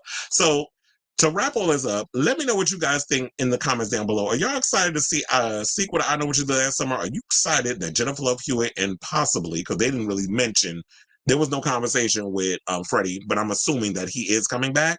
Let me know what you guys think of this story down below. Well, child, I got a lot of comments. Please hold.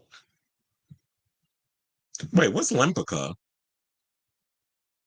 It said, oh, I hope it's good things. It said she should do a reboot of For I Know What You Did Last Summer. Never came.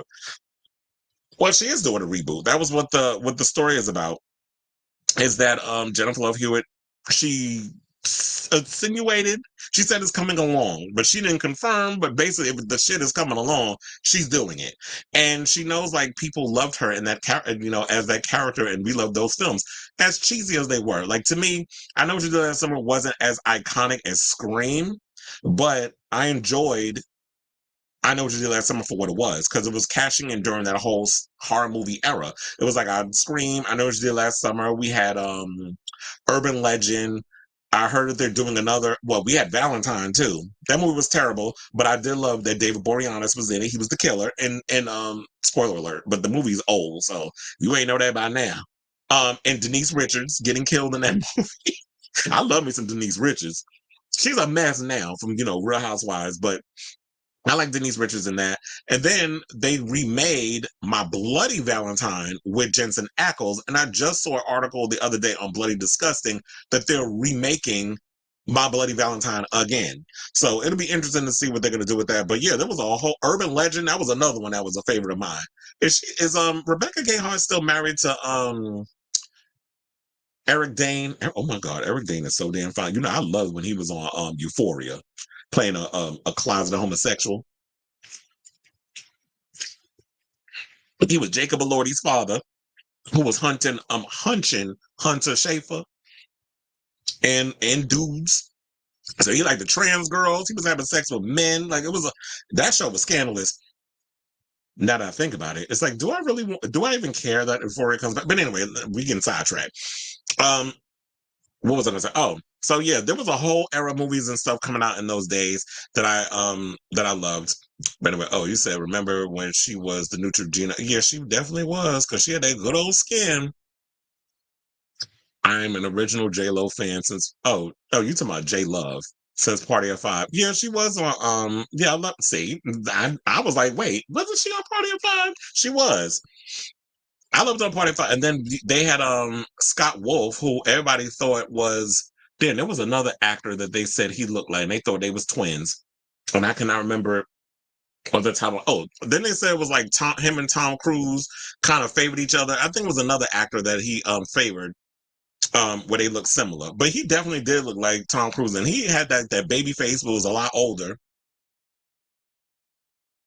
Yeah, they both did. Oh, yeah. So I was like, I had to remember. Oh, yeah, she was Bailey's girlfriend. Child, love me. That I said, I love me some Scott Wool. But then he wound up marrying the girl from The Real World. Still married to her. So Sarah Michelle Gellar really did it on that show. Yes, she did. And now, I've been hearing that they're trying to bring back Buffy. And I feel like if they do bring back Buffy, now that they did cancel that spinoff to Teen Wolf that Sarah Michelle Gellar was on, I would love to see her come back as a mentor of sorts, or maybe even a watcher. Like, I feel like that she should probably take on that role, but a watcher that actually fights. I mean, don't get me wrong, Anthony Heads Giles did kick ass on the show because, they would go into his Ripper side. But that was one of the things that I loved about, like, when we got to see that part of Giles, like, not to fuck with him. There's certain sequences, and when he committed murder on the show, anything to protect Buffy. So, yeah, she's been married to Freddie Prinze Jr. since the late '90s. Yes, they are. And it's like that's why I love me some SMG. Yeah, she was in Scream too. That's what said. They love putting Sarah Michelle Gellar in horror movies only to kill her off. Remember, she was Cece, as in Casey Cooper, as in Casey Becker. Remember that line from Scream 2? I still get mad over that line from Scream 2. Sidebar. I still get mad over that line in Scream 2 when they was in film school class, and Randy done fucked up the line from Aliens. I saw a guy that was doing that on his show, and he brought that out, and I was like, oh my God, I thought I was the only one that gets tight over that. And he put the clip in his show. Can't remember the name of the show. And he said, we'll grieve together, which I did find funny. Because he was like, get away from her, you bitch. No, it's stay away from her, you bitch. It's film class, right? I was like, wait a minute. First of all, you get me tight every time because no, Joshua Jackson was correct. Get away from her, you bitch is the legendary line from Scream 2. So I still get pissed off over that line. I'm just like, you fucking thing, and y'all try to make it funny by having Randy try to insult film school student because Joshua Jackson didn't have a character name in the movie.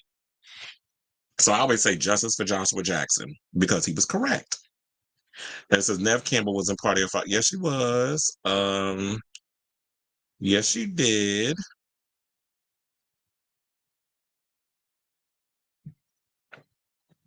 Okay, you said he was in a lot of shows that only lasted one season. I was never into Punky Brewster growing up. I think I was like before my time. I never got into Punky Brewster. Now, there was one show that I did love growing up, and that was Small Wonder. That was my shit. She's a small wonder. But that little robot, the Vicky, that show used to crack me the fuck up. But anyway, it's like Jada Pinkett yeah, she was. I can recite her entire scene at word for word doing that movie. Because I loved Jada Pinkett back in the day, but then all that stuff that started coming out about her years later made me kind of not like her. That and Set It Off. I love that word. I mean, I love the movie that she was in, but I liked a lot of stuff that Jada was in. Rose McGowan with The Garage, that was rough. And Scream, Drew Barrymore was in Scream, and that movie revived her career. And Drew had that. Well, actually, I mentioned this on the show. She revealed on her show that she produced Scream and brought on Wes Craven to direct the film because she was, at the time, she had built Flower Films. She was looking for stuff. She was actually supposed to play Sidney Prescott. That was the original role that she was up for. But she was like, you want to know something? What if I actually played the Casey character, which was the opening, because people wouldn't expect it. And she was looking to do something and get out of that stereotype of, the vixen and, when she played Amy Fisher and those type of, roles that she was playing. So she was looking to stretch and do these other out of the box type of characters. And she said nobody would expect that, okay, because Drew Barrymore was a big star at the time, that I would be the Marion Crane of this franchise, where you would get killed off in the first 10 minutes. And they gagged over that. And that scene is still iconic 20-some odd years ago today. It's it. Bring back Brandy. She should be an attorney trying to figure out the killer or something within that, mystery type situation. I think Jennifer is nervous because she's been doing TV for so long. It could be. I mean, she did take a break for a moment because she went and became a mother, but now she's been doing 911. But it's like, oh, but look, I can understand like her coming back to do a horror movie because especially because it's trendy now to do um these legacy sequels, especially with Jamie Lee Curtis from Halloween. Don't even get me started on Hollywood Ends. Halloween Ends. And then they try to bring back the original survivor of Texas Chainsaw Massacre to that last one, which was terrible. And then wasted her damn character. But the original actress, she passed away years ago. So they had to bring in some new chick, and then they wasted her in this film. And that movie was terrible. And then you have like now you got Nev Campbell coming back, and now you want to bring Jennifer Love Hewitt back. So now they're all into this reviving old IPs and bringing back the original stars. And I'm glad they're doing that because it's showing like older chicks. They're getting into their whole Linda Hamilton badassery. So I love that they're doing that so that we don't have to worry about excuse me. So I don't have to you need to bring in a new kid or younger person or whatever. I was like, no, a lot of us are older people who grew up with this stuff. It's like Robert and I've had this conversation so much, even down to music or whatever. I think because of what's going on in the way we are in the world, fans are craving nostalgia. They don't care about new stuff, which is why you see Justin Timberlake's album flopped, Jennifer Lopez's album flopped. They want nostalgia. Madonna was smart. She didn't even release an album. She just did all her old hits. You see how successful that tour was. Taylor Swift is different. Beyonce is different. They're still, they still can pull in that whole situation. But it's like a lot of Girls Aloud went on tour. Their tour is successful, didn't release music, and they're pulling in people for that. So people are craving nostalgia, and I think that's what it is with a lot of these movies too. I mean, don't get me wrong, I want original IP, but a lot of times if you're gonna give me nostalgia, I'm here for it. Oh, child, don't even get me started on Days of Our Lives. Said 90s kids watch stories. Sure did. I remember my babysitter my old babysitter used to watch Days of Our Lives. She was an NBC girl. Like she would watch Days of Our Lives and all the shows and stuff that was on there. And yes, Kristen DeMera and Billy Reed. Billy Reed back when Lisa Rinna played Billy Reed. That was when I used to watch Days of Our Lives. See, I never was a Days of Our Lives person, but I knew who was on there. And so I just hope that the rumor of her kid being Ghostface isn't used. No, we don't need like my child being a murderer. First of all, I could understand if they want to play that angle if they would have made someone like Sam Carpenter her daughter. Like if they don't want to go in that sense, because then Sydney was pregnant by Billy Loomis, and they wanted to go into this whole, well, could the sins of the father and his sperm pass down to the child, and being a homicidal maniac, is that hereditary? If they wanted to go into that and you would have had Sydney get knocked up by Billy after the first one, I can understand that. But I don't see that we could do that. So I hope that's not true. Paying her. Well, we're about to get into that story once I get through all these damn comments. Yes, I remember Denise Richards. Oh yeah, and I remember Jensen Ackles. Jensen Ackles played Sammy DeMera's twin brother. I remember. That's where I first saw Jensen Ackles. I was like, "Oh, who is that pretty ass boy up on there?" And then he all of a sudden wound up on doing a lot of those CW shows and stuff. And I followed him over there. Okay, so now let's Okay, so you said Rebecca Gayheart is no longer married to Dane. But let me scroll on down because it says the Buffy the Vampire Slayer movie. I remember that one. And there was a lot of celebrities that was in the original Buffy. That movie was so damn cheesy. But I do love that movie. Because the cheer, how funky is your chicken? How loose is the noose? Your loose is totally loose. So come on, all your heart fans, and shake your caboose. Remember that stupid ass cheer. That was a funny ass movie. I definitely have a soft spot for that original movie. Although I believe that Christy Swanson is now a fucking MAGA wing nut. I mean, nut job. So um so I think that she's like a maggot, as we like to call the crazy MAGA people. So as much as I love that movie, I don't fuck with Christy Swanson. But anyway, let's move on because, child, we will be here all day with these comments. And I love y'all for the comments, but I'm going to just move along the show. Keep the comments coming, by the way. Let's get into Hannaful because I know that's what a lot of y'all is here for. Now, I gagged because a friend of mine sent me this post earlier. I was like, oh, I can't wait to get to this story. Now, we already, wore out the whole situation about the This Is Me era is a flop. The upcoming tour, which starts literally next month. So next week, I don't know the exact date off the top of my head, but I know June is when the new tour kicks off. Tickets are still ticketing. The struggle is real. The album went nowhere. Nobody cared.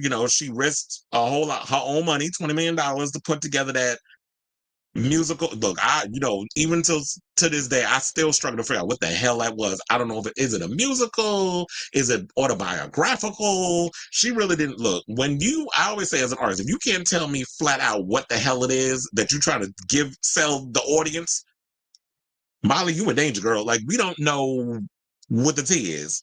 So the movie and all that other stuff came out, it flopped. I didn't even care enough to watch the documentary, but I heard things about it. People talked about it. I didn't care enough to sit and watch her being filmed by her husband and him being the loving, adoring husband or whatever. And now we heard, because the album and everything flopped, that her marriage is struggling. She released the movie Atlas over the weekend. It is like #1 in 67 countries, from what I believe. Is that 67 is a number? Congratulations, it's successful in that way. However, I need to see numbers. Like, Netflix could say whatever the hell it is that they want, but what does that mean? Okay, it's #1 in 67 countries. So how many people actually watch the whole movie? Or are you counting how many people watched a couple of seconds of it or half of the movie and then be like, okay, this movie is trash, I'm checking out. We already saw the numbers online. The movie got 17%. The audience score definitely outweighs the critical score. I saw a lot of the critical reviews. A lot of people did not like the movie. I watched the movie. The movie was fine. I mean, Atlas did what it did. I feel like all the other stuff that I've seen in that, what I saw in the movie, I've seen in other films, in better films. Particularly, you're going to see stuff. You can watch them like, okay, that's some Aliens, that's some Battlestar Galactica, that's some Star Wars, that's some this, that's some that. But that's no different than Rebel Moon. Although I will say this, Atlas is a way better movie than Rebel Moon. Rebel Moon is fucking unwatchable. I don't even know how I sat. Well, I didn't really sit. I actually had it on in the background while I was working. So I wasn't really watching it. I would glance up every now and again and, like, okay, cute or whatever. The special effects and all of the stuff wasn't giving what needed to be given. Although I will say this, I did sit and pay attention to Atlas. So that was the one thing. J-Lo, you brought me in. I watched the movie. I enjoyed it for what it was. Is it a movie that I'm going to watch repeatedly? No. Is it like something that I'm going to watch more than once? Like, well, I already said I wouldn't watch it repeatedly, so I don't need to compare it to anything else. But it's just like, it's not something that I would rewatch. But with that being said, I remember that the reporter, when she was over in Mexico, asked her about Ben, and she got upset. She was like, "You know better than that." And it's like, no, they're pretty brutal over there in Mexico. They don't care. They will ask you. Like the Brits. The Brits is shady too. What they report. Maybe in America we all about kiss ass and kiss assery and because y'all want to get that interview, whatever the case is. But for the most part, people in overseas, they don't give a fuck how famous you are. They're gonna ask you the tea. So it said Jennifer Lopez was recently in talks for a 90-minute Las Vegas residency, but the blockbuster deal now looks shaky at best as her new album and upcoming concert tour are flopping badly. Now, this is according to the Daily Mail. We've been sourcing the Daily Mail a lot on this show when it comes up to the latest on what's going on with Hannaful. So back in February, reports hit the web that the Jenny from the Block songstress, 54, was being eyed for a 90-show residency at the Park MGM Theater in Sin City, for which she was reportedly being offered $1 million per concert. Now, here's the thing. Before I get to the rest of that, why was this the first time I'm hearing about this? Because all the articles that I've been referencing made no mention of her doing a residency in Vegas. In fact, when this tea came out about her and this tour, I was like, why the hell are you doing a tour? You should just go back to doing a residency, because the last residency you did relatively well. Why is she trying to tour the world?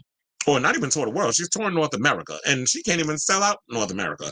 But she has a better chance of pulling a share But Cher back in the day, Cher only went and did Vegas back in the day when her career was kind of like in the toilet.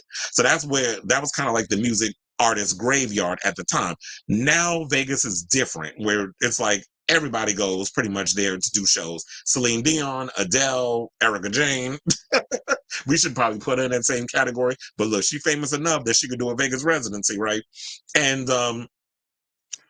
Usher, so many others. Cal, I said Justin Timberlake need to do one next. But it says, but now the New York Post has claimed that the deal looks shaky at best, with a source claiming that casino executives have grown skittish since the singer's new album and tour are flopping badly. The source told the publication, MGM is watching her not do well on the road. They are very nervous. It's pretty rare you have poor tour and then go to Vegas. The insider further theorized that the lack of ticket sales will likely lead to her being paid significantly less for the residency. So they're saying that they're probably going to pay her $1,600, maybe $500,000. I said 1,600. I meant 600,000 to $500,000 per show, and that it will include less concerts than the 90 shows that were originally planned. So, in my opinion, I said, like, if they're not going to give her $1 million, and this is why I said, girl, you should just sign on and do another Vegas residency. That's pretty much a sure bet. Like, with her doing a residency, because it's like, oh, it's Jennifer Lopez.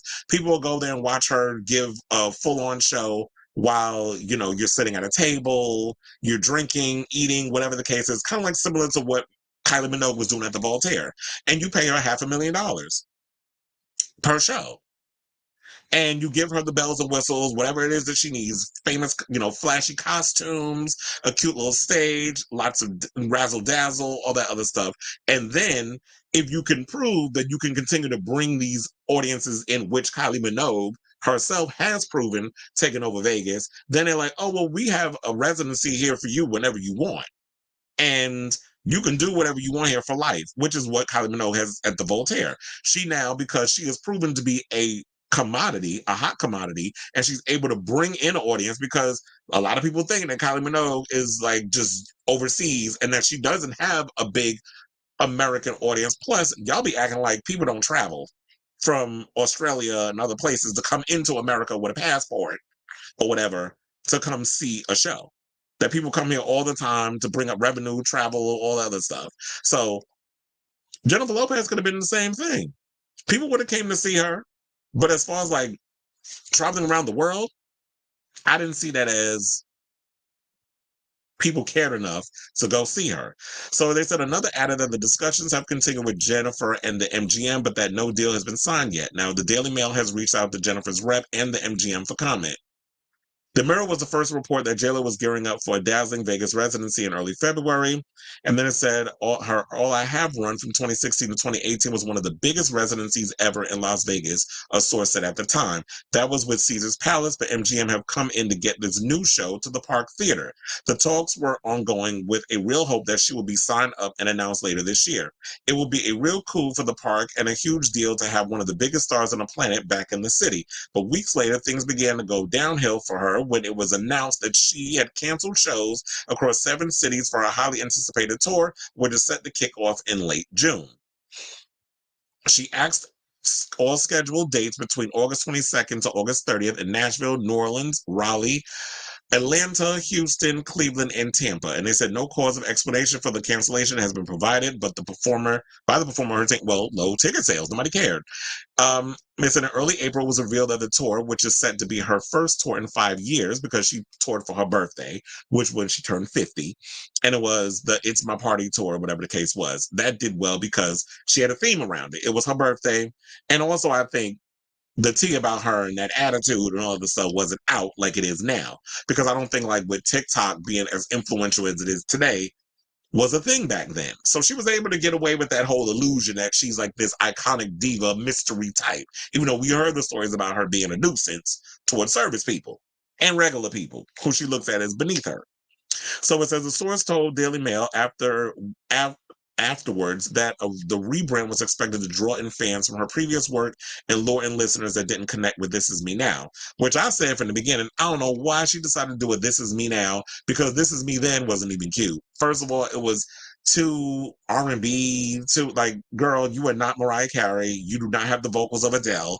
You are somebody whose vocals is about as thin as Donald Trump's hairline. You should have just stuck with the rivers and the lakes that you're used to, which was you are a dance girl, you're a dance pop girl, and that's what people want to see. They want to see you dance, and you should have did the Spanish music stuff. You should have leaned more into dance pop and Latin pop.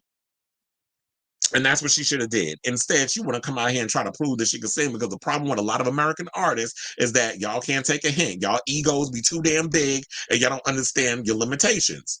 And it's just like, no, you are not a girl. You cannot do a yang, yang, yang like your, Shantae Moore or Mariah Carey or Fantasia. You cannot blow like that. Like, everybody has their lane. Mariah Carey does what she does. She's a great singer, can't dance for shit, which is why she don't. Y'all just dip her without trying to hurt your back and all this other stuff with Mariah, and y'all keep it moving. The same thing with J-Lo. J-Lo dances, but them vocals, you turn that backing track up real high, you turn her mic down low, and she sit up there and pretend that she she lip sync for her life like she a drag queen. Same thing with Britney.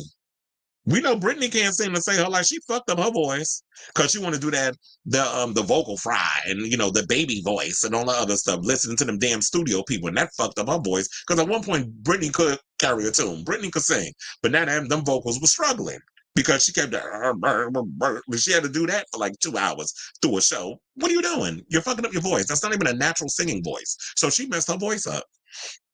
And to me, with this whole thing with Jennifer Lopez, because let me pull this up, because I always got to use this to make a point. So they're showing like the New York show, because with me working at Madison Square Garden, I have to show y'all the screen. So here is the picture of all this blue is apparently seats that are still available.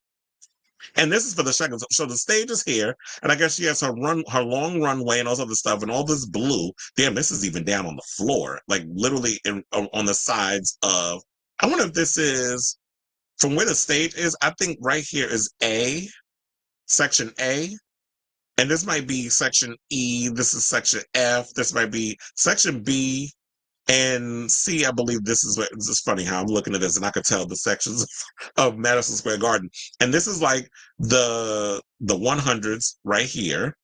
Then you have like the 200s. I can't tell exactly here where the bridge and stuff is. But anyway, so all that blue that you can see up in there is what's available. And I feel like at this point, she's still struggling to sell tickets. And I said, well, blocks of seating still available in multiple venues.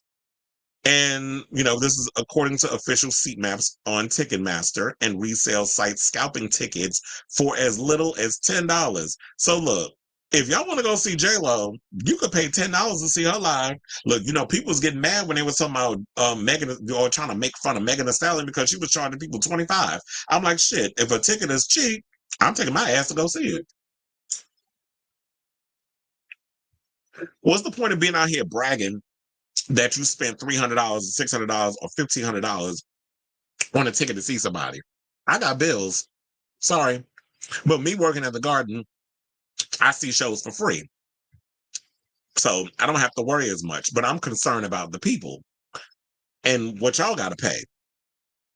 And she was out her damn mind because she was charging a shit ton of money to see her, like the meet and greets and stuff. I heard it was like $3,000. And I'm like, sis, who paying that?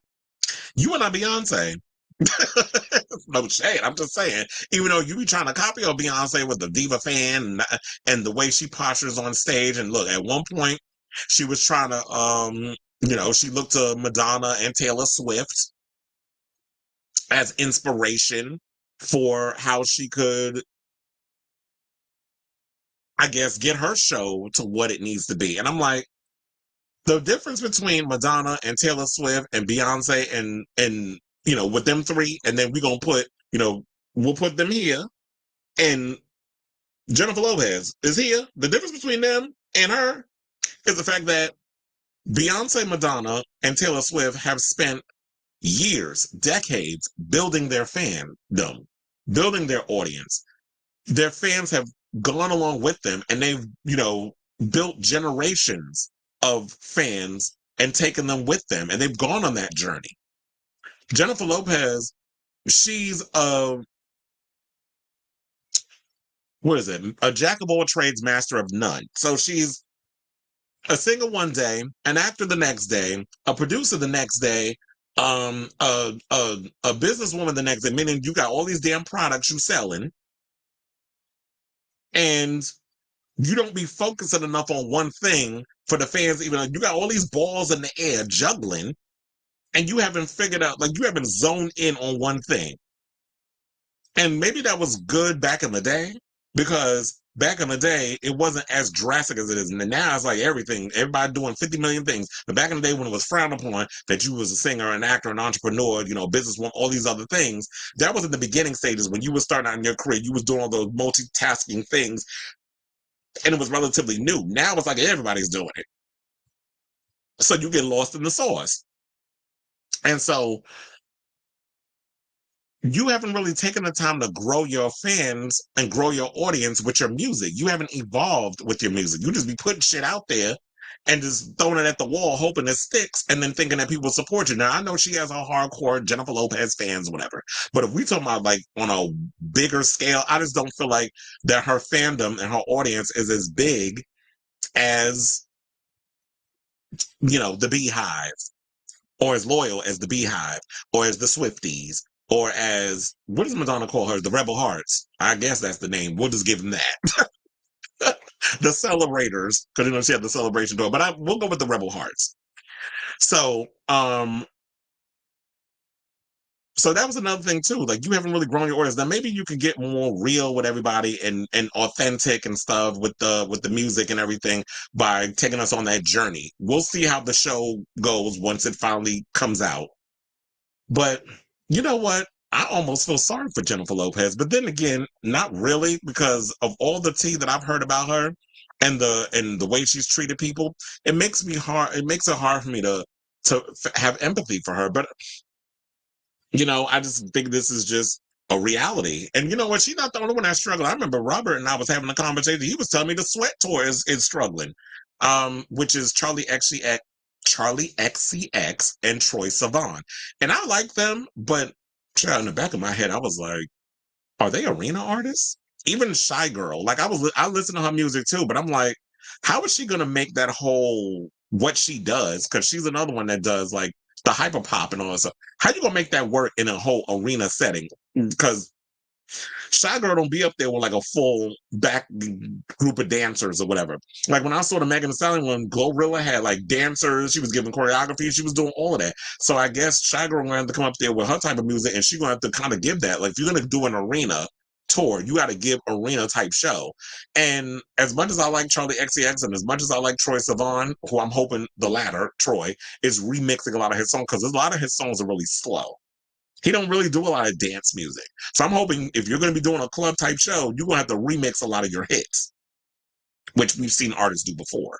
So I don't know how she's going to make this. I'm really hoping that the tour does well, because I like Charlie XCX or whatever, but I'm a little worried about this Sweat Tour, because he showed me the Phoenix dates, and child, them seats is looking a little J-Lo-ish. So I say all that to say, because whenever we do the whole Jennifer Lopez stuff, it becomes a lot. It becomes a whole breakdown. I feel like at this point I'm a broken record when I'm talking about her, but it's always something. And you know what? Maybe this is just the reality, is that she really hasn't put, but it's also her fault. She didn't really put as much work into securing her music career and fan base as she did with her film career and stuff, or as a lot of these other artists are. And I don't feel like that a younger generation is into Jennifer Lopez like they've just started discovering. Like, Taylor Swift still has that finger on the pulse of the younger kids, and she's got the people her age and people older and that sort of thing. So I don't feel like she has that impact musically, because she really hasn't solidified herself as being up there with those girls. Now, she do put on a good damn show, and she is an amazing performer. But like I said, she hasn't solidified herself in the same way in the music scene that Madonna, Beyonce, and Taylor Swift have. So I'll say all this to say, let me know what you guys think of this story down below. But anyway, chill, I'm about to gag. I literally have 68 comments. That's a lot. But I'm gonna just try to scroll through these and see, okay, which ones, because I know I can't sit up in here and do 68, address all comments because um we'll be here for like 3 hours. This will probably be a 5-hour show, and I ain't trying to do all that. Yep. Yes, she is. That was said she a damn trumper. Um, it did. That's what I said. Like, I enjoyed it for what it was, but it's not something that I'm going to watch on repeat. Atlas was not a good movie, but then again, I'm not surprised because Netflix. When have they ever released a good movie? I said there's only 2 movies in the history of me watching Netflix, 2 original films that I've watched of theirs that I've watched more than once and I enjoyed.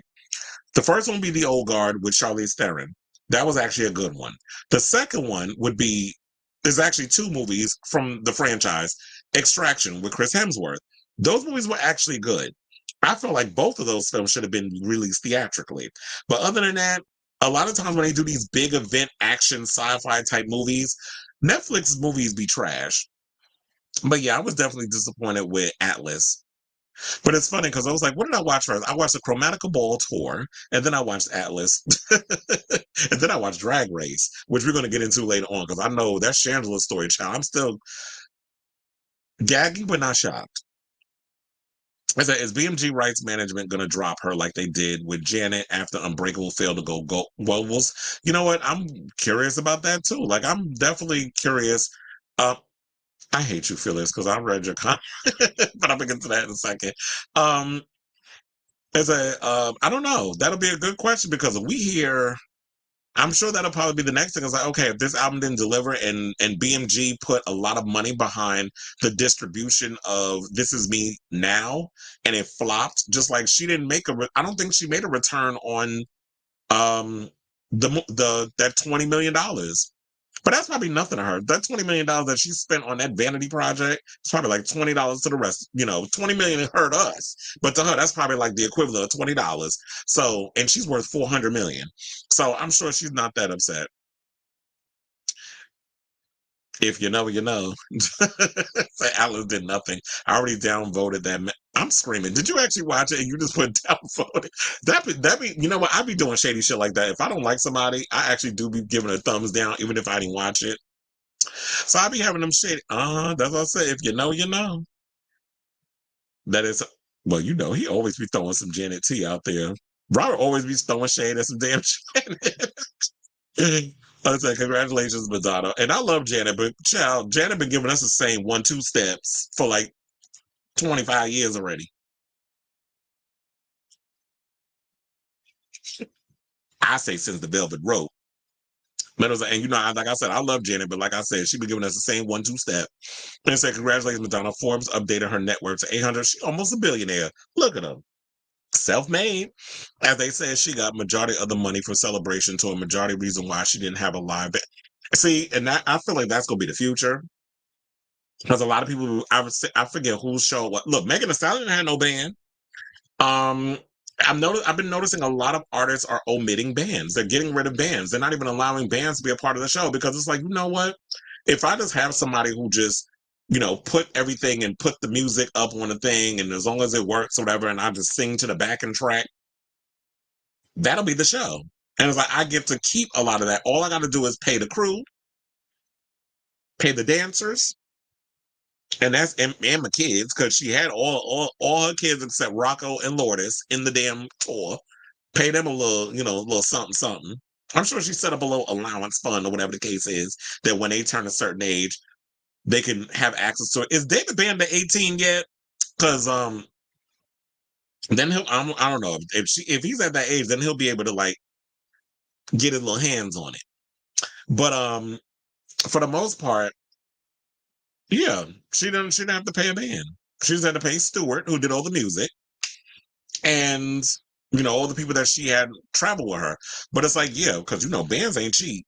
And shit, if I was in Madonna's shoes and I was like, oh no, we're not going to use a band. We'll just do everything with technology and all the shit. And I just sing to a track and we'll give it that instead of like the whole live band. Or you could incorporate live band sounds into the show. Do like the feeling of a band though. Although I will say this, for the Chromatica Ball tour, there were certain songs that I felt like did not work with a band. Replay was one of them, and I love Replay, but the live version of that sounded terrible. There was damn, I can't remember off the top of my head because I am going to watch the Chromatica Ball tour again. But I was just like, I said we still don't know what the orange ring. That's why I said, look, I've been saying the same shit. I'm like, is it orange? Is it Orangina? Is it Tropicana? Is it an orange soda? Because that's what a lot of people from if you're from the Bronx or whatever, like the orange soda was the drink. So I feel like she was making that shit up. That wasn't what she would order. And I told her, like, if you come from New York, you know what your order is whenever you order like a breakfast or whatever the case is. I don't do sausage, egg, and cheese on a roll. I do it on it. Well, I do sausage, egg, and cheese on a hero, or sometimes I'll do chopped cheese, or which I absolutely am obsessed. I had a chopped cheese the other day. And I'll do like, but I don't even do like orange drinks. I don't do soda. I don't do that stuff. If I'm doing breakfast, I have to have coffee. But I'd be like black. They'd be like, no, no, no, nope. I want it. I like it black. I like my iced coffee black, and I like my hot coffee black. I don't do the creamers. I don't do the sugar. I don't all that stuff. But yeah, the Brits are messy with their press. I told her that like they're not. They're just as bad as Mexico. Anyone outside the U.S., when Madonna tours, she pays her band nightly $3,000 by having it be her kids. She saved tons of money. Madonna even said, "No more bands. I could have been a billionaire to use magicians." And you know what? I hope this. On one hand, I don't want this to become a trend because if it does, then it's like I feel bad because it's like now bands are going to be a dying breed. So in the future, I want you kids to get out there, pick up a guitar, pick up a piano, pick up all those things. I'm sure there'll still be artists out there that'll use a band, but for the most part, I kind of do feel sad. But look, child, if you need to save money, do what you need to. They said well, what would Madonna have used if she did not use bands for her tour? Well, yeah, well, look, the sound and everything for that tour actually was pretty good though. It said J-Lo can tour, but she is better off to do 3 to 5K. That's what said. Like she should have, but her ego was not going to allow her to do it. She thought she was that girl that she could sell out arenas. It was like, no, you're not that girl simply because you really did not invest. And I knew this shit was going to happen because if you actually look back on J-Lo's career, she never really toured when she would release a record. She would release the record, she would promote it on MTV, she would put out her music videos, she'd do like a little live one-off somewhere where it ended up on DVD, and then she'd be using making the movies as an excuse. She never really toured. She didn't really start touring until she damn near turned 50. And then she did It's My Part, she did the Vegas residency. That was like when she did a full-on situation. And I think the reason why people actually gravitated towards her in Vegas is because people never really saw Jennifer Lopez do a consistent live show. So it worked for her in that way. And then after that, she was like, "Oh yeah, let's do this whole It's My Party where I'm celebrating my 50th." There was a theme behind it, so that also drew people in to see her. But she thought she could wait a couple more years of just releasing singles and not an album, damn near 10 years. And she's like, "You know what? I'm going to do a full on tour." And it's like, sis, no. Like you have a better chance of selling out the theater at Madison Square Garden than Madison Square Garden. Christina is doing Vegas, which is probably why she on that Ozempic or one of them damn things, because ain't no way in hell she lost that through diet and exercise. She is a little too skinny. And they said the only person worth the million per show is Britney. But I said Britney bring her, see, when you see the bees, you start to get tongue tied. That's only if Britney decided to bring her ass back to performing, but I don't see that happening.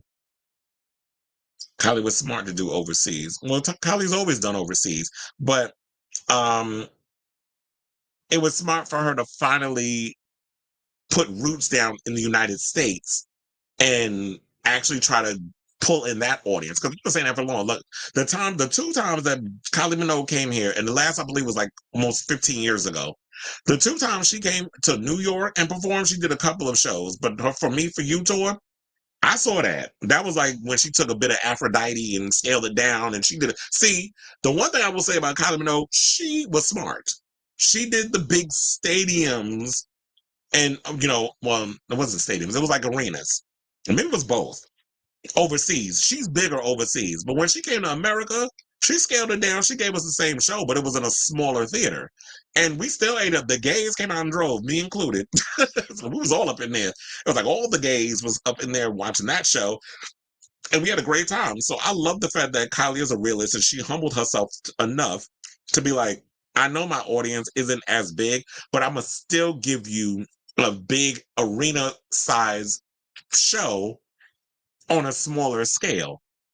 Americans are too much in their ego to even want to accept that. And that's why Jennifer Lopez is where she is now with all this, because her damn ego. And yeah, she definitely does have a big American audience. And funny enough, her music definitely, if you're like into pop music, her music is definitely on that same level. So I don't understand. Look, child, I was in Target earlier buying some stuff, and Love at First Sight came on, and my ass was in that store while I was shopping, singing that song. And I'm like, oh, this is a good damn pop. I'm like, this is pop perfection. So yeah, I'm glad I just remembered that. So it's like one good thing about J Lo, she is dependable. She will show up and be ready. Yeah, that's what I said. We won't take anything away from her that she is an amazing performer. Shady. He said she is an amazing performer, and yeah, and look, she did a sequel to Dear Ben too. She's a great performer. Like nobody could ever take that from her. So that's one thing we won't take away from her, but that we just got to be realistic. Agreed. She is a attention star. Poor Ben looks like he's being tortured, which is why he's living in a house separate from her. And I just heard the story today. I forgot to bring this up. Thank God I just remembered. Ben Affleck was recently spotted at his daughter Violet's graduation. I think they said graduation party. He was there. Jennifer Lopez was not. So that's another latest thing that I heard about. So it said TikTok didn't become popular until COVID. People were extremely okay. Yeah, that's true, because I didn't start jumping onto TikTok until around that time. And my, following and everything, because I have a TikTok and I post a lot of the show on there, and that shit blew up. So, but we don't know what's about to happen with TikTok, because TikTok is, they trying to ban it. Because, Palestine, we can't talk about that stuff because they still trying to shield us from the truth over there. But it'll still come out. Look, I took off my thing on Instagram, so I get a lot of political news through there. So, because they always try to they were like, you have an option of like taking, like, if you want that type of stuff being sent to you, you can go in your settings, you can change it. Because the celebrities are being exposed a lot more the last 5 years. I'm glad they were telling who you telling. That's why Diddy is being dragged through the mud, and so many other celebrities, because not Taco. She does tour, but she's got a. Speaking of which, Mariah has a residency in Vegas, and also, whenever Christmas is like, Christmas to her is to what Halloween is to Kim Petras. So, she comes out every Christmas and she does a little Christmas thing. She performed at a couple of shows at Madison Square Garden last year. I'm sure she's going to do it again this year. So Mariah's out here touring. I believe she has a residency in Vegas. I forgot about that until you just mentioned it. It said Britney is a fossil to Gen Z of 2000s. I said 00 era nostalgia of people that used to be popular. And the thing with Britney Spears is that with Britney Spears going on and about, oh, I'm retired, I don't want to do music anymore, and she does a little weird Instagram post or whatever. Like, I feel like if you keep that up, of like you don't care about doing the music, the kids have moved on and they'll go on to the next big thing. I don't know who the next this current generation's Britney is. I don't think it's Alison Beer. I don't think it's Tate McRae. I don't think it's any of those girls. I don't think it's Ava Max. I don't think it's BB Rexa. I don't think it's any of those girls. I don't see it. So I don't know who this generation's Britney is going to be. If y'all know, let me down in the comments. And I knew he was going to ask me this. I saw it up yesterday when I went on HBO Max. They had the first 2 episodes of Nick and Aaron, the Nick Fallen Idol docuseries. I have not watched it yet. I'm gonna try to get around to it this week. It said there will be enough people who pay to see Britney. Millennials go hard for, but yeah. The fact of the matter is, we, like I said, we are hungry for nostalgia. So if Britney decided tomorrow, I'm going to do a residency, trustability, or on her own terms, she definitely, you know, people will come out and see her. I'm only going to see JLo if she's appearing in the room. Well, look, if she don't, look, Robert has said it many a times. Maybe she needs to, some of y'all need to sign a deal to do like have them film your shit and put it on a streaming service.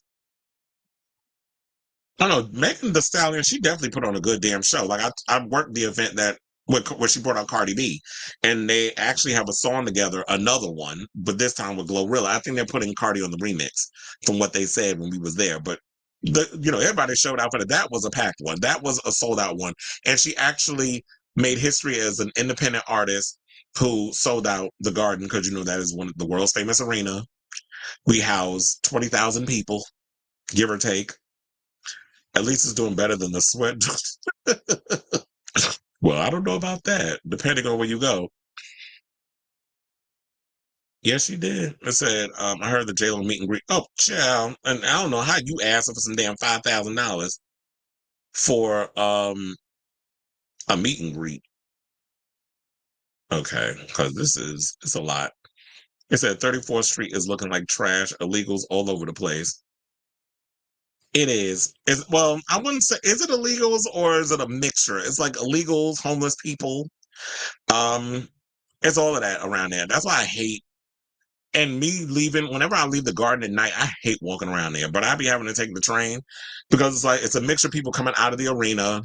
Then you got to deal with bums. Then you got to deal with, you got to deal with all kinds of people over there. So you just got to be ready to knuck if you buck. When it comes to dealing with people. Cleveland Legends says, I feel she's putting herself out there too much. People, you know what? That was another thing that somebody brought up too, that she's overexposed. It's between the movies, shoving her relationship down our throat, because we ain't care about it then. Yeah. Really? So that's what it is. She's only toured like 3 times in the past 25 years. And when you're not willing to, really take the time to build your audience, people are not going to care. So I feel like she took her music career, her fans, all of that for granted. And now it's biting her in the ass. And maybe it's Benny Medina's fault. Or it could be both of their fault. J-Lo being stubborn, thinking that her fans is always going to be there waiting patiently, when we've all seen, like, when you take long periods of time between albums, the fans move on. We've seen it happen to Christina Aguilera when she be taking them long breaks. We've seen it recently from Justin Timberlake. But if you tour, the people will come out and see you because they've been trained to but they've been trained to give a good damn show. And they said Kylie was smart to do 3. Yeah, exactly. And that's why that's why I see it the way that a lot of people don't. Or because it was like Kylie can do overseas. When she go overseas, she do the O2. She could do multiple nights. She could do what Madonna does here, where she could do 5 nights at the O2 and sell that shit out. The O2 is the UK equivalent, for those of you who don't know, is the UK's equivalent of like Madison Square Garden. It's like their big arena.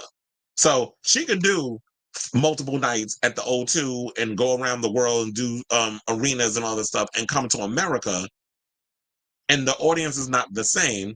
But because she has built such a career and a fan base, I do feel like Kylie now, because she's introduced herself to a younger audience, although radio tried it, but thanks to TikTok and so many other places, that's where people were introduced to, a younger generation was introduced to Kylie Minogue. So she can come to America, and I believe certain places she could do arenas. But I always wonder this, how do these people know?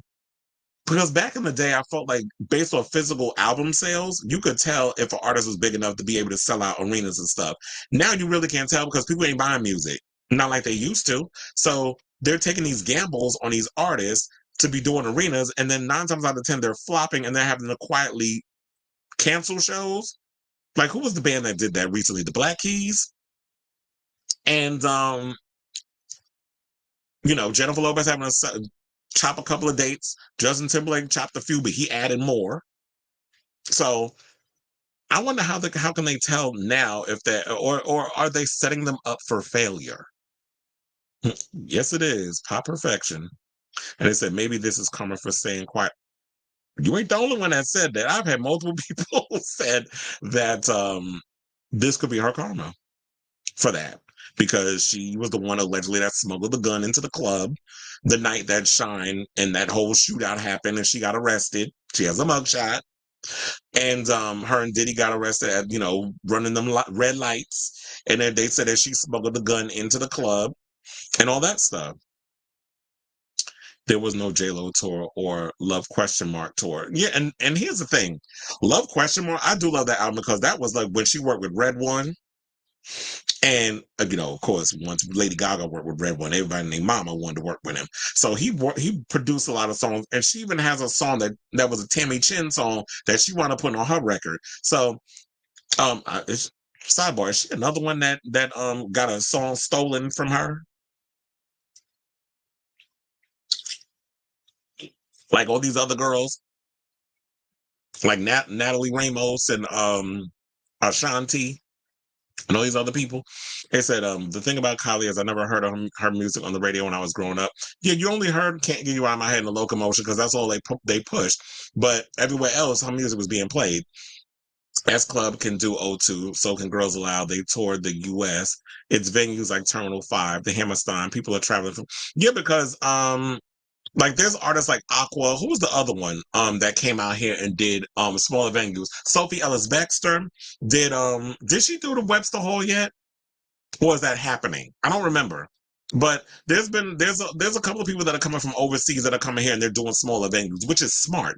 Why is it that the Europeans are smarter than the Americans? Like that's the sad part. Is that the Europeans know, like, okay, we big overseas, but we gotta come to America. We'll do smaller venues to kind of introduce ourselves to the audience, even though we're legacy acts overseas, but we might be new. So let's tread lightly. We'll still give you a full-on extravaganza show and that's that. But Americans are so, like I said so many times on here, y'all be so in y'all damn ego and thinking y'all that girl or boy, and then y'all get the rude awakening. But why be at the point of embarrassment when it's just like, be smart about your shit. There's nothing wrong with doing a smaller venue.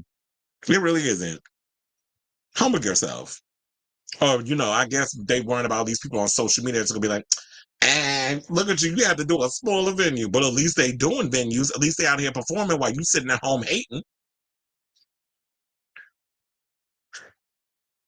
Oh, it says Chicago and Vegas and Toronto, a quick, brief micro tour. That's always a great That's another thing too. Is like just do smaller venues, do smaller tours, do like what I see with certain artists, like smaller artists, they'll do like a couple of like do at least 10 or less shows. And then it's like, okay, they test the waters. Let's see how it is. And then after that, it's like, okay, so now 6 months from now or a year from now we can kind of test the waters and now expand on the tour. So I think that's smart to do it that way rather than, oh yeah, I'm gonna do 30 shows at an arena and then the shit's a flop. And then you gotta quietly start removing stuff and now you embarrassed. Okay, so I guess so it's coming up. Streaming made it okay to have cult fan bases, and I feel at this point I love cult fan bases. I love cult artists. I don't think everybody needs to be mainstream. There's too much pressure for being a mainstream artist. That's why I listen to a lot of cultish groups or artists. Lana Del Rey does the Fillmore Miami usually when she comes home. Okay, so now let's move on. Let's talk about Kanye because I was like I had to select a couple of them comments. This is too many. So Bianca Censori is been spotted spending some quality time with her parents as the family dine out in Melbourne. That's in Australia. Forgive me for my horrible accent. I love the Australian accent though. Like when listen to people like Chris Hemsworth and all, I'm like, ooh, but your voices always sound a little high. Is that like a thing? But anyway, so Bianca was spotted back in her home country in Australia over the weekend with her husband Kanye West. Bianca, who's 29, was spotted having lunch with her parents at Mario's Cafe, a trendy spot in Fitzroy, Melbourne, on Saturday afternoon. The model, who is known for her daring fashion choices, because her husband's dressing her, opted for a more understated look during the outing with her parents in Melbourne over the weekend. She wore a khaki Miu Miu sweater dress and was said to have blended in with the lunch crowd. Yeah, because if she couldn't be out there with her boobs and her vagina all out like she'd be everywhere else where she's walking around with that madman. Now it said, as was previously reported, the sighting of Bianca back home in Australia over the weekend came amid growing concerns from the model's loved ones regarding Kanye's recent activities. Now, insiders suggested that Kanye was involving Bianca in his new venture, Yeezy Porn, and that, some algorithms and monetization. That's why I had to whisper it. And that Bianca's family and friends feared that she may be exploited to promote indecency by the controversial musician. The Grammy winner, who faced recent criticism for seemingly shifting away from his previously prominent Christian values, was also accused of using Bianca as a promotional tool for his Super Happy Fun Time film-related projects. Concerned individuals close to Bianca have expressed their worries and condemned Kanye's actions as appalling and very worrying. They said it's also reported that Bianca's association with risque outfits and her marriage to Kanye in December of 2022 have further fueled concerns about her potential involvement in Kanye's controversial ventures. The backlash that surrounded Kanye's Yeezy Porn studio was particularly intense, and fans who appreciated his early Christian-themed music, such as the album Jesus is King and the rapper's popular Sunday services, felt disillusioned by his recent choices. The absence of Kanye West during Bianca's visit to Australia, which was coupled by the growing unease among the model's inner circle, added a new layer of complexity to the couple's rumored situation. So it says, as Bianca enjoyed time with her family in her home country, the questions surrounding Kanye's influence on her career. You got one of those? Okay, we'll entertain it. And it said, and public image persisted and made the latest sighting a topic of increased scrutiny and speculation. Bianca's family was willing to give Kanye the benefit of the doubt after her mom's recent visit to LA, one insider told Daily Mail exclusively over the weekend. They were even trying to accept that he was not forcing Bianca to do anything. The source continued. They were aware of Kanye and Bianca's project to create and sell their own brand of clothing.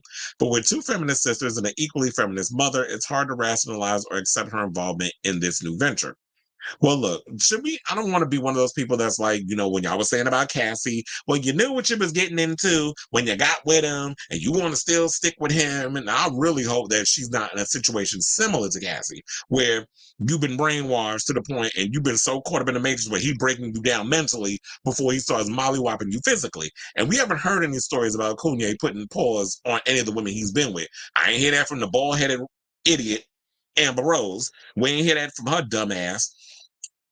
We ain't hear that from, she a dumbass now because all that shit she been saying. And, all of a sudden now she relying, she's aligning herself with the orange turd. And then we haven't heard that from Kim. Although I don't feel like Kim would be somebody that would keep that under wraps or secret, but then maybe she would to protect the kids. Because she has said that she has kept a lot of things inside for the protection of, she don't want the kids to look at their father in any kind of crazy way. But then again, if you're putting stuff out here on social media and the way you've been behaving, you can only shield your kids with so much. It's the same thing like when Beyonce, was talking about Blue Ivy and the fact that she didn't know Blue Ivy had a TikTok. You know what these kids out here doing? And she said she saw all them posts about people saying that she was dancing kind of mid, which she was. And that kind of pushed her to want to be a better dancer, which I'm glad that she kind of took that route. And she wanted to, she wanted to go out there and prove that she could, if she put her mind to it, she worked hard, that she could be good, just as good as a dancer as the professional dancers that her mother hired. And after Blue convinced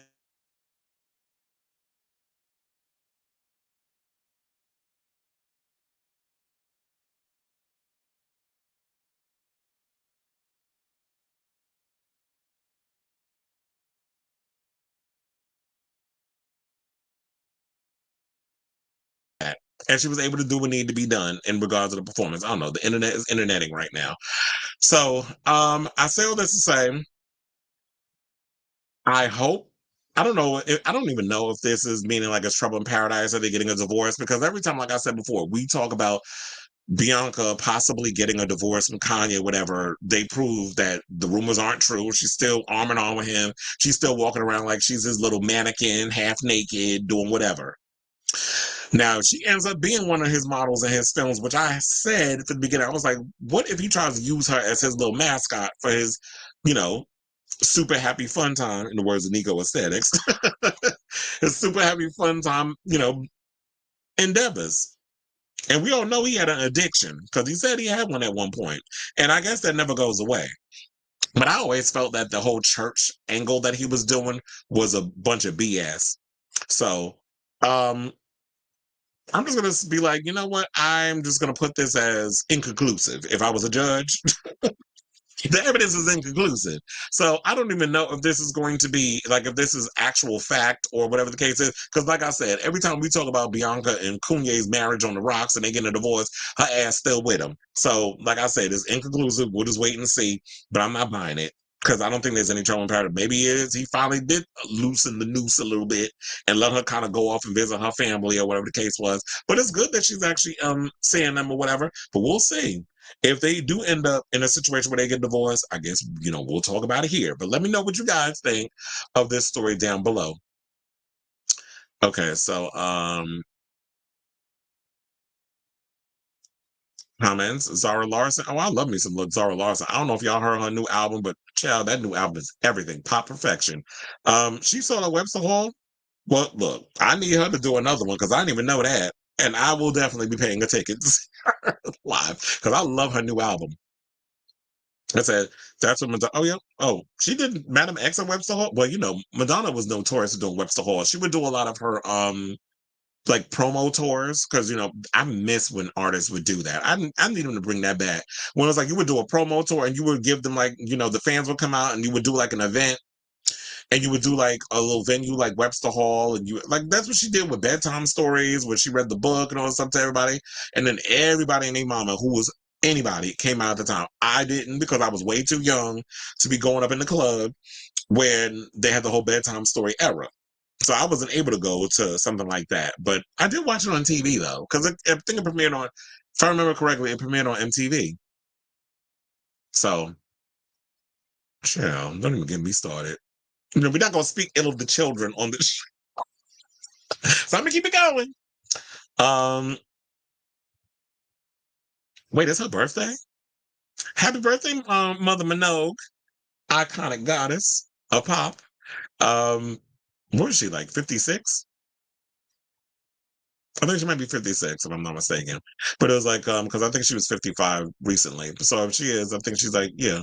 Oh yeah, because Madonna and her are similar. So it's like she's 20 years younger than 10 years younger than Madonna. Madonna's yeah, because Madonna turns 66 this year.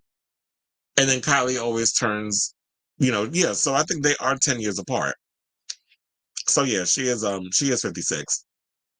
I said Madonna at Roseland Ballroom for Hard Candy is historic. That's what I said. Madonna's always done like these little events and stuff, and I really love when artists would do that. Like they would do their promo tour. She did it for music too, when she was injured, when she did like the whole cowgirl era. And she had the truck on the stage, and she performed like I think like 3 or 4 songs from that album. So artists ain't doing that no more. Like I love when they do like I think that's probably what get people to come out and see. It's like do a whole event. But anyway, so let's talk about this crazy ass con security guard who been showing her ass, and I'm surprised she still got a damn job because she just been going off. So y'all thought Kelly Rowland was the only one that she had beef with? Well, apparently she got into it with Dominican actress Maciel Tavares, who like pushed her because she was trying to block her with her little long ass Jesus train. Yeah, she had literally Jesus on her train. And then she disrespected Korean actress Yuna, who used to be in the K-pop group Girls' Generation. So she wound up getting into it with her. So it says the K-pop star turned actress named Yuna, who's 33, was preparing to post pictures on the iconic red carpet stairs. Oh, I was had to make sure I put it in the lower third because I thought I didn't click on it. But anyway, let's move on. So it said that she was preparing to post pictures on the iconic red stairs when she was stopped by the security guard. It came just days after the same guard was scolded by Rowland on the red carpet, which the Destiny's Child implied was due to racism, while the staffers' colleagues insisted she was only doing her job. Yeah, okay, because we already heard stories about French people being racist. Now fans have found yet another video showing Yuna receiving the same treatment. Now, although the actress didn't express her anger outwardly, probably because Asian people don't really pop off the way Dominican women and black women do, because there's only so much they're gonna put up with. But Asian girls, they will show like, oh, I'm gonna be demure.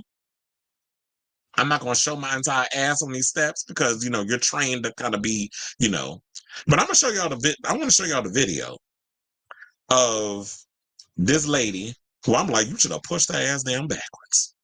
Please hold.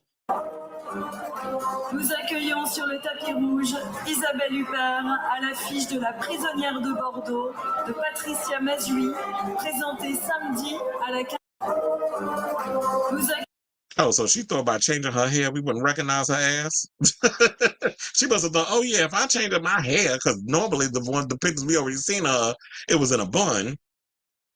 And she thought that we wasn't going, she wasn't going to be clocked. But yeah, so and then we had the whole situation with this, we saw with Kelly Rowland.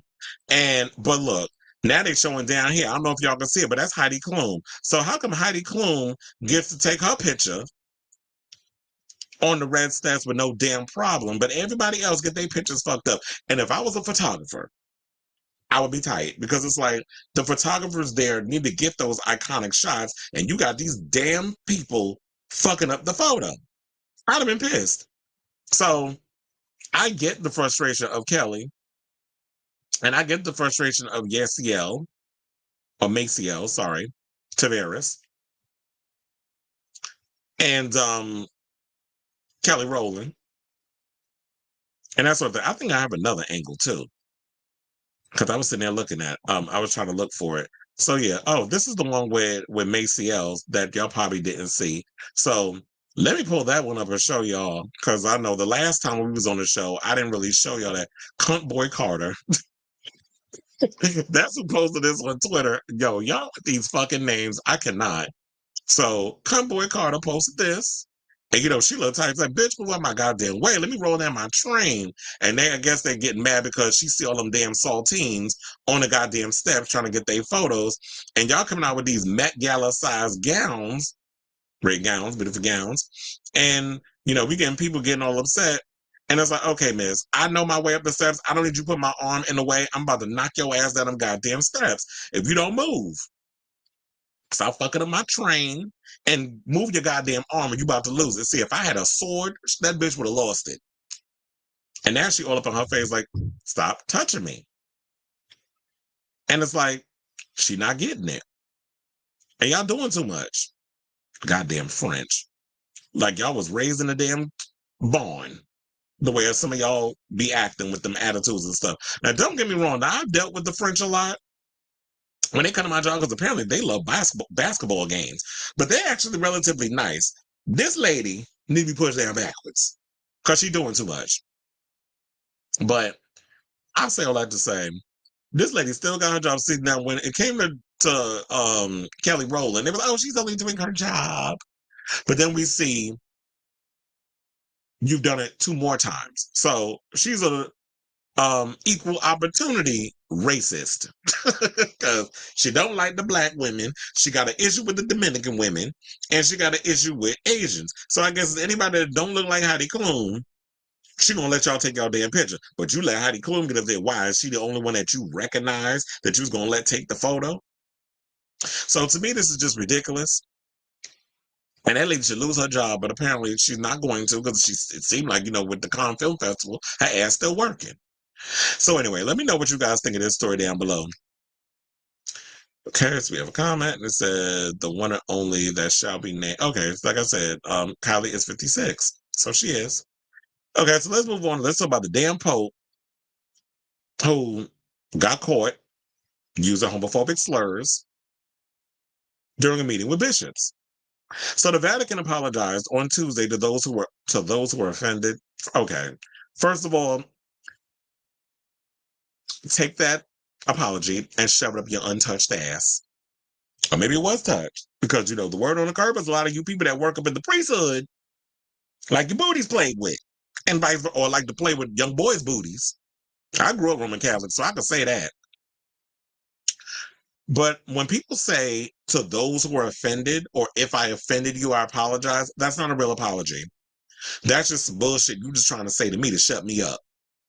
And I'm not accepting an apology like that. So Pope Francis has apologized after allegedly using a homophobic slur while defending the Catholic Church's ban on gay priests during a private discussion with Italian bishops last week. Now, Reuters reports that Italian newspaper La Repubblica and Corriere della Sera both quoted the Pope as jokingly saying that seminaries are already too full of, let me see if I can get this word right. And if I do, I apologize if I fuck it up. Frociagini, which is a vulgar and derogatory Italian term that roughly translates to fagotness or faggotry. Well, I do use the post where I say faggotry. First of all, there's a song called "Faggoty Attention" that was produced by, damn, I forgot his the person that did that song, but he's produced a lot of stuff for Johnny McGovern. I even think he produced a song for Peppermint back in the day. But anyway, so this is the Vatican used an apology on the Pope's behalf on Tuesday, a day after the incident was reported. Now, Pope Francis is aware of the articles recently published about the conversation behind closed doors with the bishops of the CEI, Vatican spokesman Matteo Bruni said in a statement per Sky News. As he stated on several occasions, in the church there is room for everyone, Nobody is useless, nobody is superfluous, nobody is, well, he said there is room for everyone, just as we are all of us, the statement continued. The Pope never intended to offend or express himself in homophobic terms, but you said it. So I hate when people say, oh, he never intended to do this, or whatever the case is. But if you actually said what you said, why would you say it? They said Pope Francis' native language is Spanish, not Italian, and according to Corriere, it was evident that the Pope was not aware of how offensive the word is in Italian. So what does the word mean in Spanish? If it's not an offensive word, because we all know at times when you say certain words, it could mean one thing in one language, but mean something else in a different language, like fag. Fag in America is offensive. Fag in Britain is not. It means cigarette. So when you use certain words, okay, what's that fag? I'm sure if you went to Fire Island, there could be many fags that could be, spared. So, that's why I say in certain places it means different things. So should we give the Pope the benefit of the doubt? Because I remember on The View, they was up in there not too long ago talking about, oh, the Pope is so progressive and he's not against homosexuals and they were more welcoming of the LGBT, LMNOP community into the church and those other stuff. Me personally, I grew up Roman Catholic. I did my communion, my confirmation, all of that other stuff. When I baptized, I even have a goddaughter that because I'm Catholic, I'm her godfather baptized because that's the rule. You have to be a Catholic and baptized and all this stuff in order to be the godparent of someone who adopts you to do that. So I haven't been to a church since my goddaughter, since I became her godfather. And to me, it's just like I've never really been about the Catholic Church because of the hypocrisies and stuff to do with religion and how ignorant and closed-minded a lot of churches and stuff are, and unwelcoming they are to people who are diverse, especially the LGBTQ plus community. And that's why I stick with just taking more of a spiritual path and just being like, love thy neighbor as I love myself and that sort of thing. Judge not, I don't judge people and I don't want them judging me because that's what it says. Judge lest he not be judged, whatever, how the fuck that line goes. I haven't read the Bible in so long, I don't remember. But we should be judging. And then it's funny how they said in 2013, when he took the papacy, the 87-year-old pontiff had been credited with leading the church towards a more accepting and inclusive approach towards the queer community. If a person is gay and seeks God and has goodwill, who am I to judge?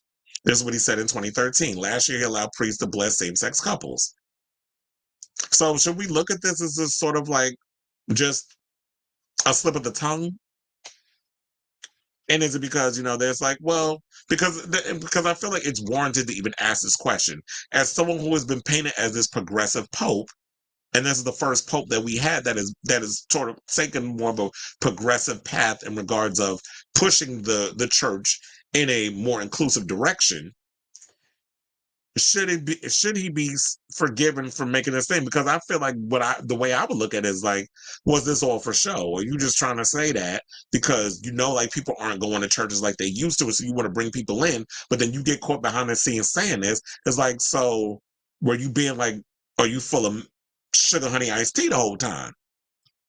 So I feel like the feelings are warranted of people being confused or, you know, um, but I feel like, how can you try to tell people that, I guess when you're making this comment or you're going to talk about people, whatever, is like not including priests who are homosexual into the church, where 9 times out of 10, it seems like a lot of gay men who are suppress their sexuality, whatever the case is, they become priests.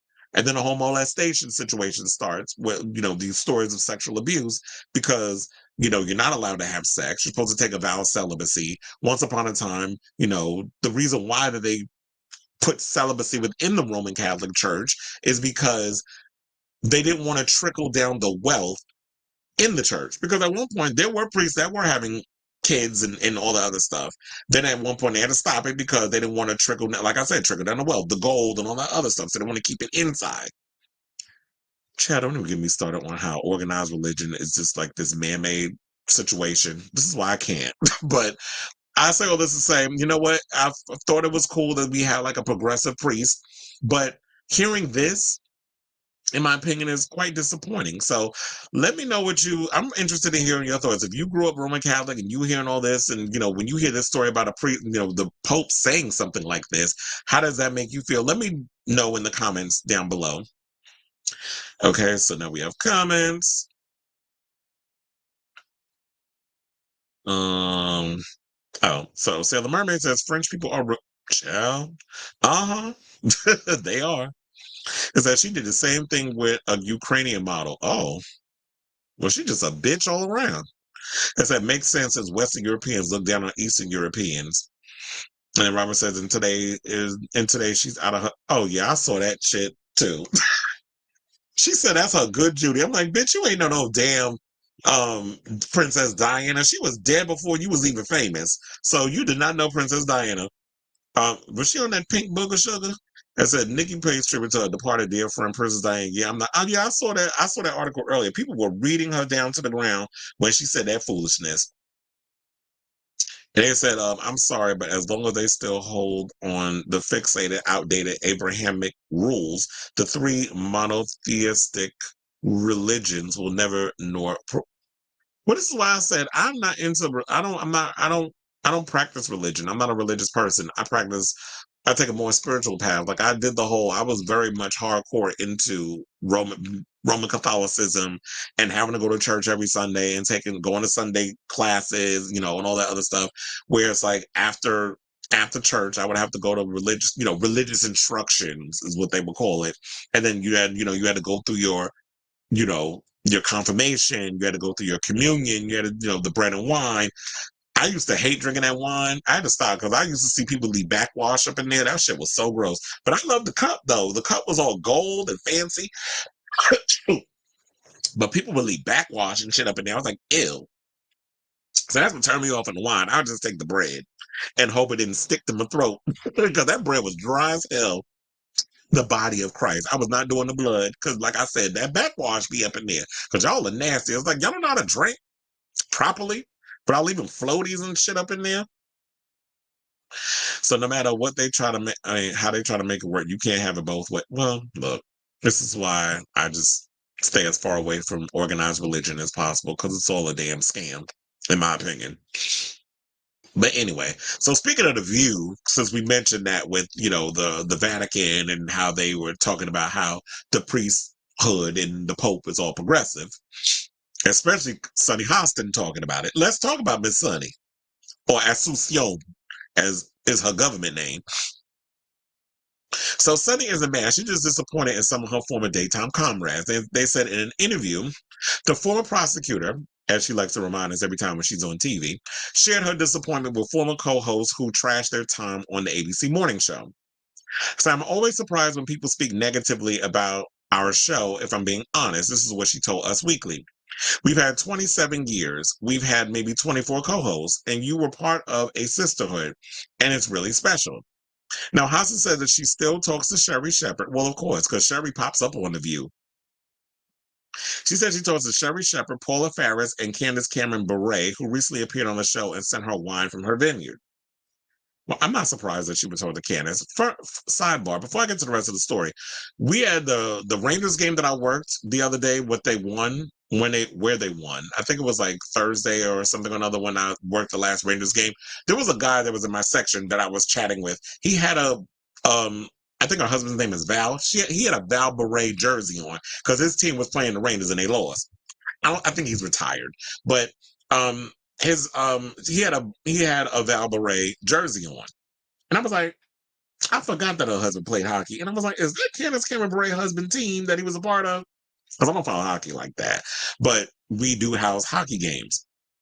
So I was like, and then I remember that she was on the View recently promoting something or another. I fast forwarded because I don't particularly care for her, especially with the uber religious stuff that she just be pushing and talking about and all that. So I don't really get into Miss Candace like that.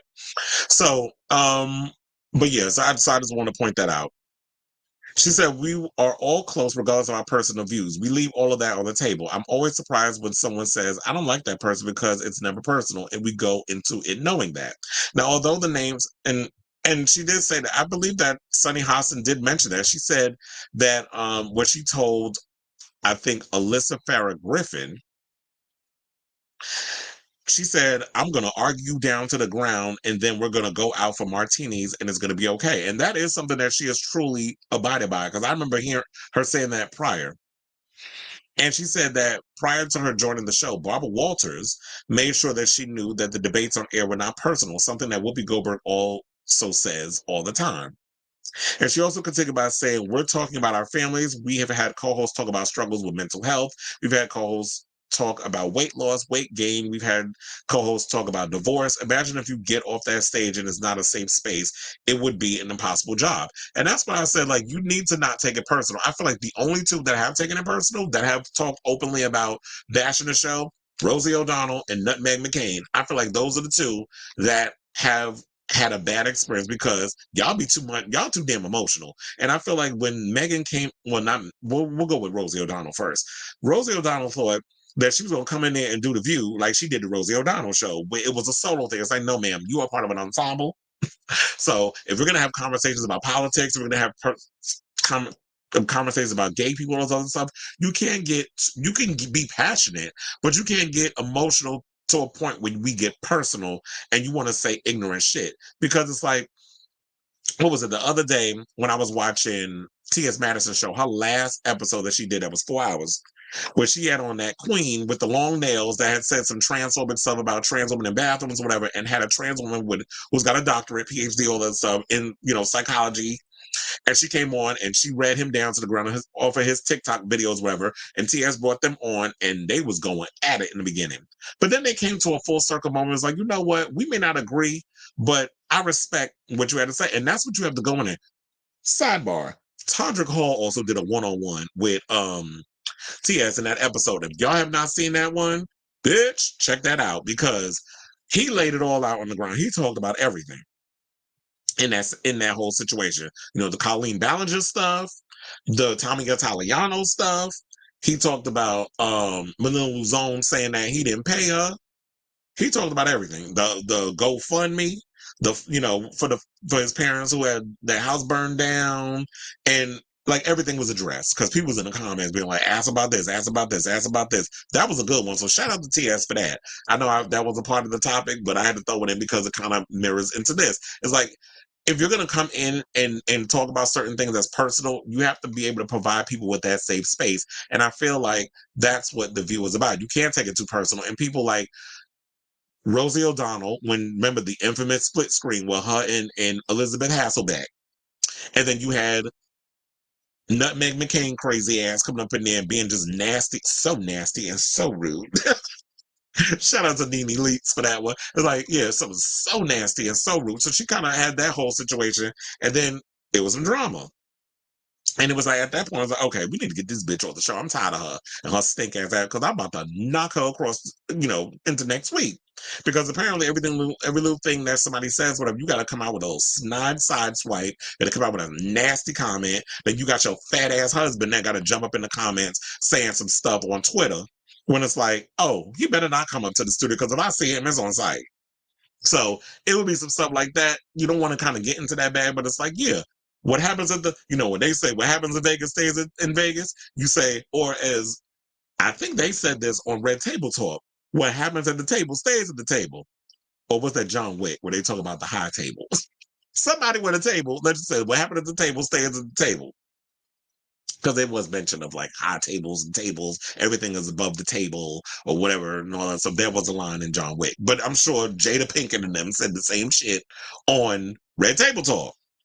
So I say, well, let's just say, you know what, as even though the propaganda be propaganda and strong over at, The View, especially when they be talking about Israel and Bill Maher, old ass, had the nerve to fix his mouth and they didn't even correct him because, they're all pro-Israel, anti-Palestine the way they be acting.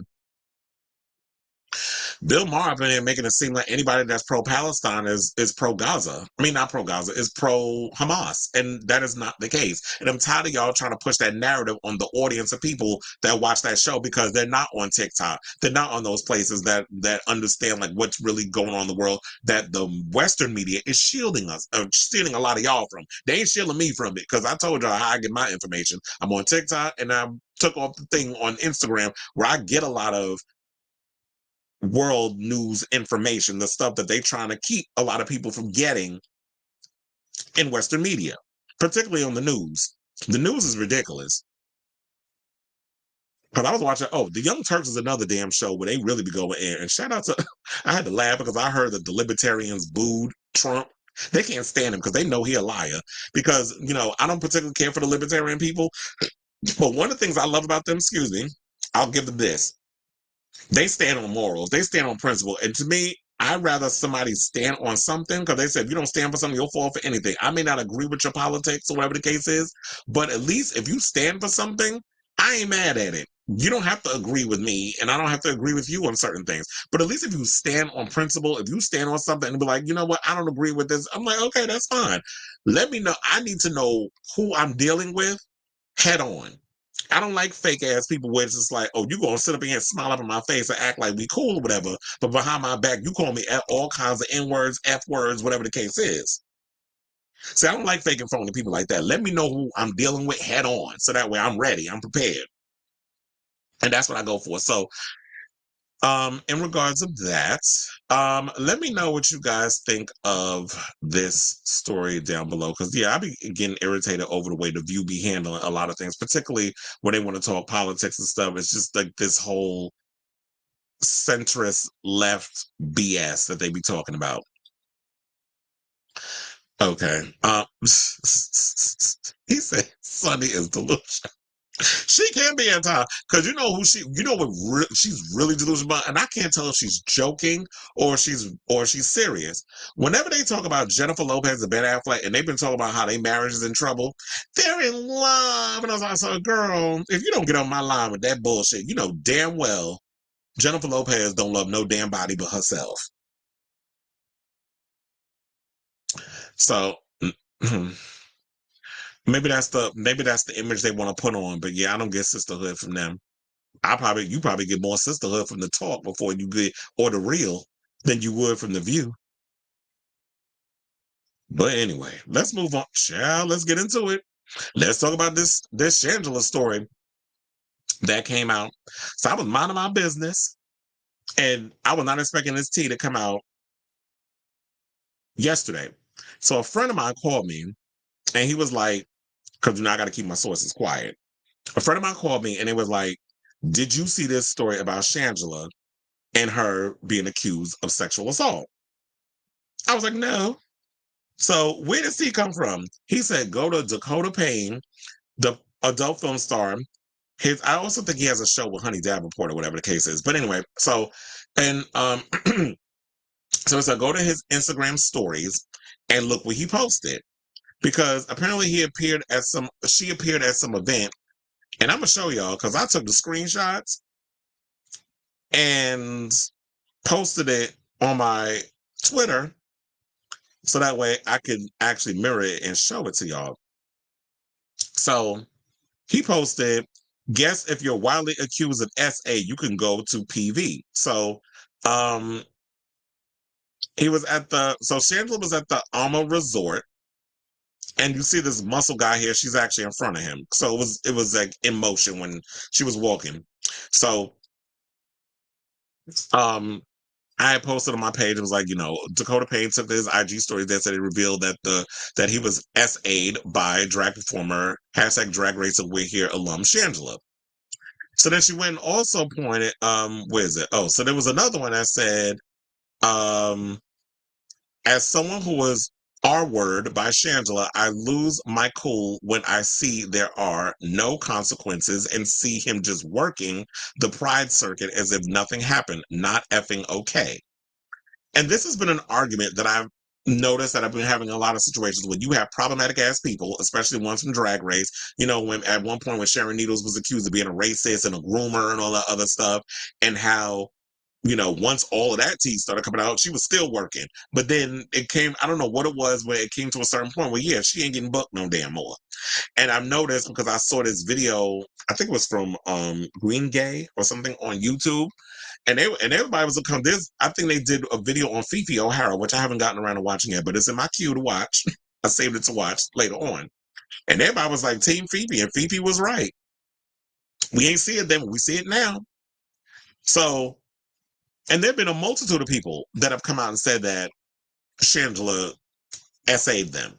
We talked about it on this show, Daniel McGarrigle, who I interviewed, and he sat down and told me his story. It's on my YouTube channel, where he basically gave a full blow-by-blow of what happened, that he could talk about, legally, that he couldn't get too deep in because we had to find out what the tea was.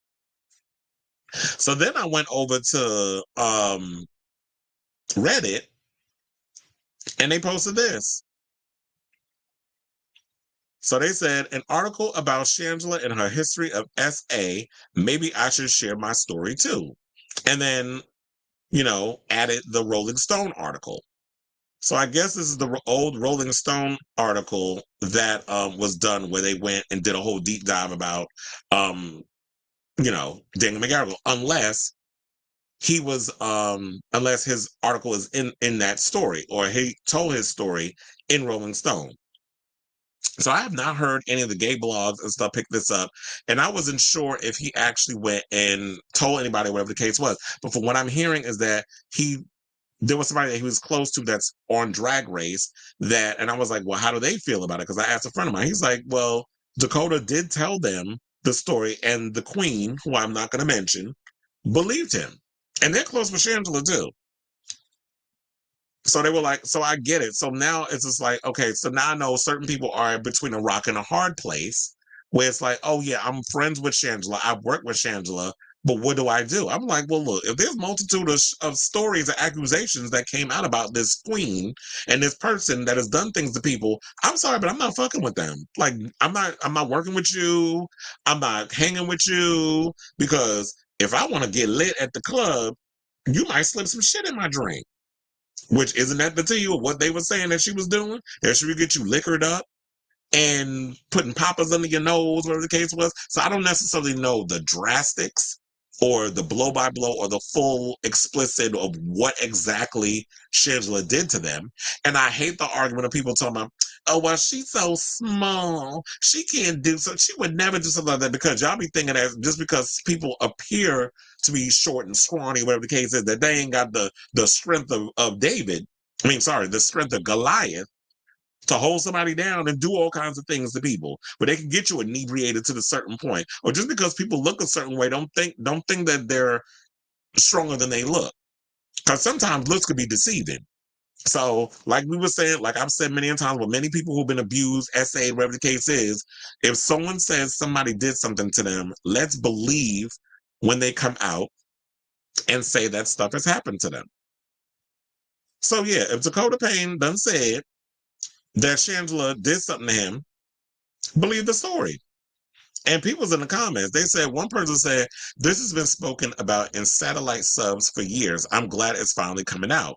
Another person said, I find the tendency to treat SA or whatever happened here, revelations like you dropping an album, to be very off-putting. Okay, go suck a dick with that comment. They said, I get what you mean. Like, rather than vague book about it, you really have to decide one way or the other. I feel like stop telling people how they should expose or express their trauma or their assault. If you're going to put, I do agree sometimes where it's like, if you're going to put something out there, then if you're going to tell the tea, tell all of it. Don't give little crumbs and be like, well, stay tuned for when I'm going to put out the full tea. But I feel like at the same time, you can't run around telling people how to react to things. You can't tell people how to spill their trauma or reveal certain things about what had happened to them. When Dakota is ready to spill his tea, he can do it. And just like I put that when I was the only one that did the whole Daniel McGarrigle story and put it out there, and then he messaged me in private and was like, thank you, because people had let him know that I had talked about his story. And he was like, you know, he thanked me in private and all this other stuff, and you know, and told me some other things that were not, that I didn't have all the details to.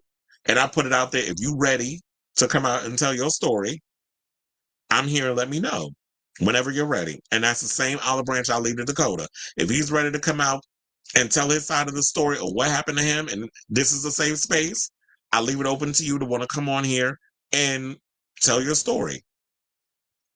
And so, shout out to him. And I feel like just because someone is a sex worker does not mean that their situation is less valid. So there's that. So shout out to you, sir. And I will definitely keep you abreast of this story as it develops. But then someone else also said, because I forgot to read the last comment, they said, I don't know, I give this a little grace. It is so hard to talk about assault, even more so when your assailant is famous. Knowing you have other support before you speak can be very important. And let me add to that too, like a lot of y'all, I think y'all seem to forget that it is not easy to come out and say that you've been assaulted. Nobody wants to just all of a sudden out of, like, I don't see any positive whatever that comes out of, oh, I want clout. Oh, I want to be famous. Oh, I want to be this big whatever. So let me just say someone, assaulted me. Let's say somebody R'd me because I want my 15 minutes of fame to be bigger or whatever, because I want financial compensation. Like, people sound dumb when they say that stuff. And it's like, if you've never been a victim of SA or whatever the case is, then don't speak on it.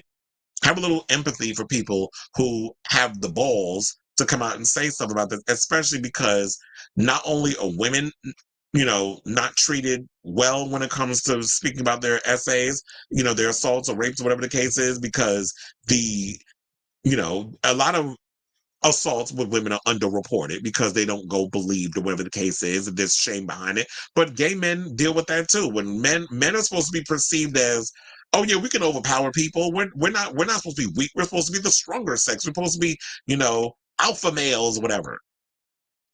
So when you come out and you actually speak about assault, that is shown as a sign of weakness, or the police won't take it seriously, which we've seen a lot of that happen too.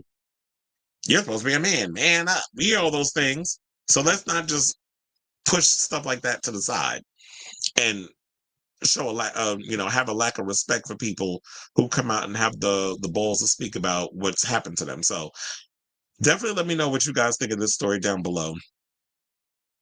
Okay, so they say he says a lot. Oh, I did not know that. So if he's out here, but then again, like I said, you can. He said a lot of racist stuff, but he's also worked with Honey Davenport, and Honey Davenport quit The Monster, and I remember because I was there when she did it.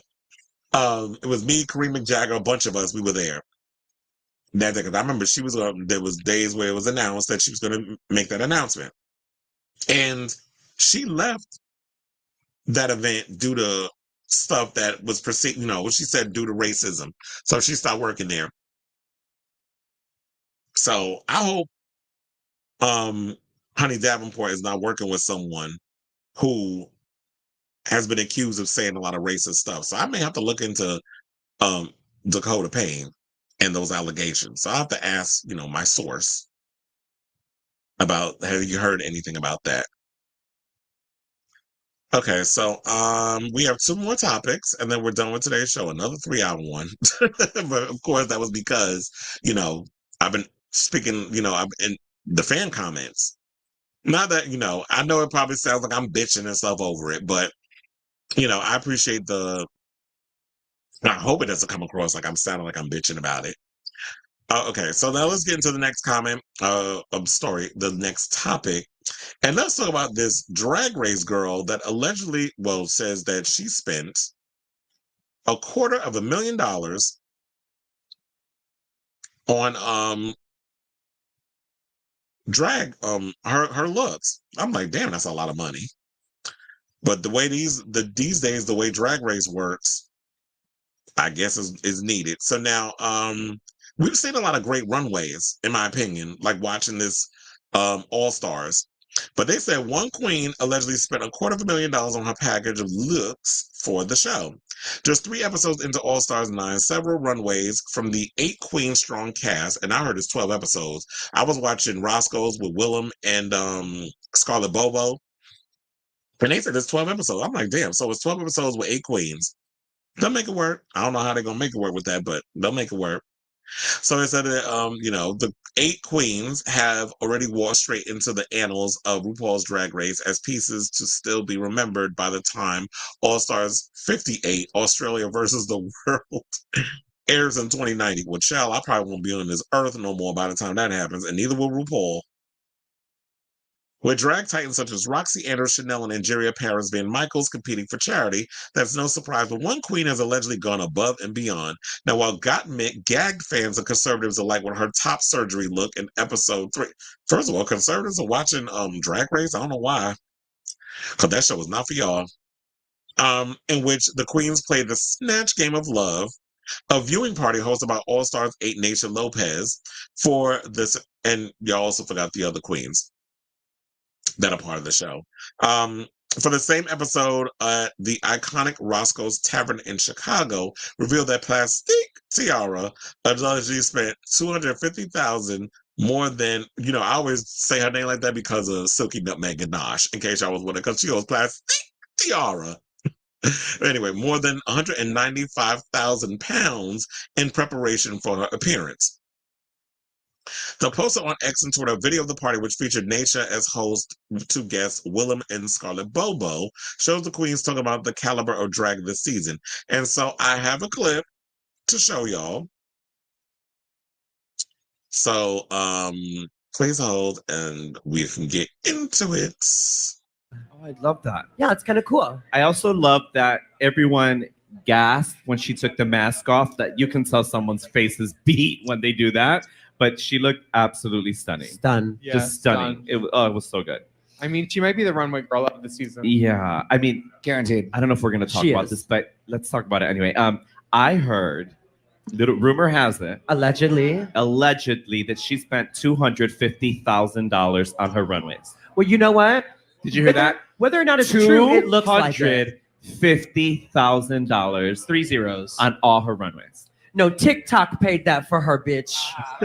Well, let's be real. Her job, because Yeah, that's her fucking yeah. job. I mean, it's what she does, and she does it well. Very you know what I mean? well. But yeah, $250,000 on her entire package. Well, it looks like it. It's money. Every So time far, she comes around. I have to say, it fucking looks like it. Everything is stoned for the gods. The hair is custom for every single one. Like, it's just like, it's looking sickening. Yeah. Mm-hmm.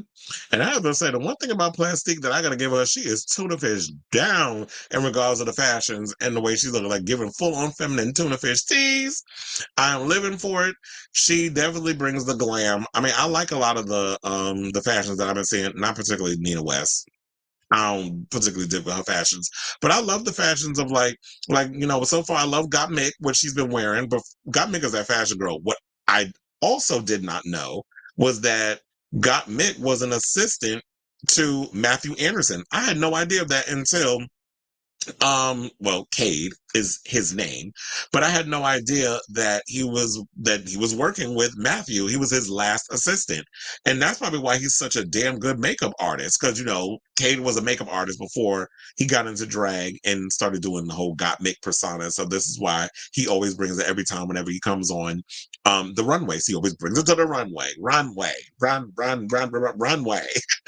So I had no idea that he was an assistant to Matthew, and then Willem was the one who revealed that tea, and also Willem let us know how Matthew has been. Because I had wondered too. I'm like, how's he been? Like, is he still alive or whatever the case is? But he's like, yeah, he's still in the hospice. He's still the same. He'll have a little break, give a little conversation until he just looks through you and is like, okay, well, guess I won't talk no more because I've heard that Matthew has dementia. Because at one point, and I forgot to bring this up, when I used to live in LA, I believe I told y'all once upon a time when I lived in Silver Lake, I used to rent out of this house that was actually in front of this vintage, like behind the vintage shop that Matthew would come into. And a lot of times he'd be there for hours. I think the dementia was dimensioning at the time. And there'd be days where he would just come in, he would just buy up a whole bunch of clothes and wouldn't do anything with them. And he would have his little moments or whatever. So I remember like the guy that was renting the room out from the house was telling me all of this. So, and that house has had many famous people in it. So, that store also has had many people in it. The one thing about LA, when you live in places like West Hollywood, or you go to West Hollywood, or you go to places like Silver Lake or something, everywhere you turn, you will run into a famous person. You will run into a celebrity. And that was happening a lot, especially I worked in Beverly Hills. I would always run into celebrities there, especially like Century City and that whole area. You would always run into celebrities because that was like Beverly Hills, that whole area. You see a lot of famous people. So I say all that to say, well, first of all, that's crazy to elaborate more on this whole story. Like Plastique spending $250,000 on allegedly on her All Stars 9 package. And I do agree that it's like, okay, so you pay all this money.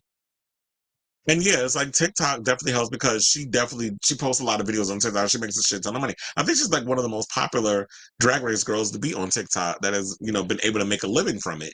But one of the things that I think that has been the overall complaint that I've always had is like, yeah, why is it that drag race have these girls spend so much money to, for their looks or whatever the case is? And I did hear stuff about the drag race does give the girls a stipend to be able to spend on their clothes. But if you want to expand and you want to put a little extra money on top of that to really bring the looks or whatever, then you're able to do that. And that's why I think I love about the fact that there's no eliminations, because it's like, yeah, I spent all that $250,000. I get to at least show off all those looks on the show. But I know some people are indifferent about it. Some people want the eliminations to come back, because they're like, look, that Snatch Game of Love, there could have been quite a few eliminations, quiet as it's kept, and it was the bad ones.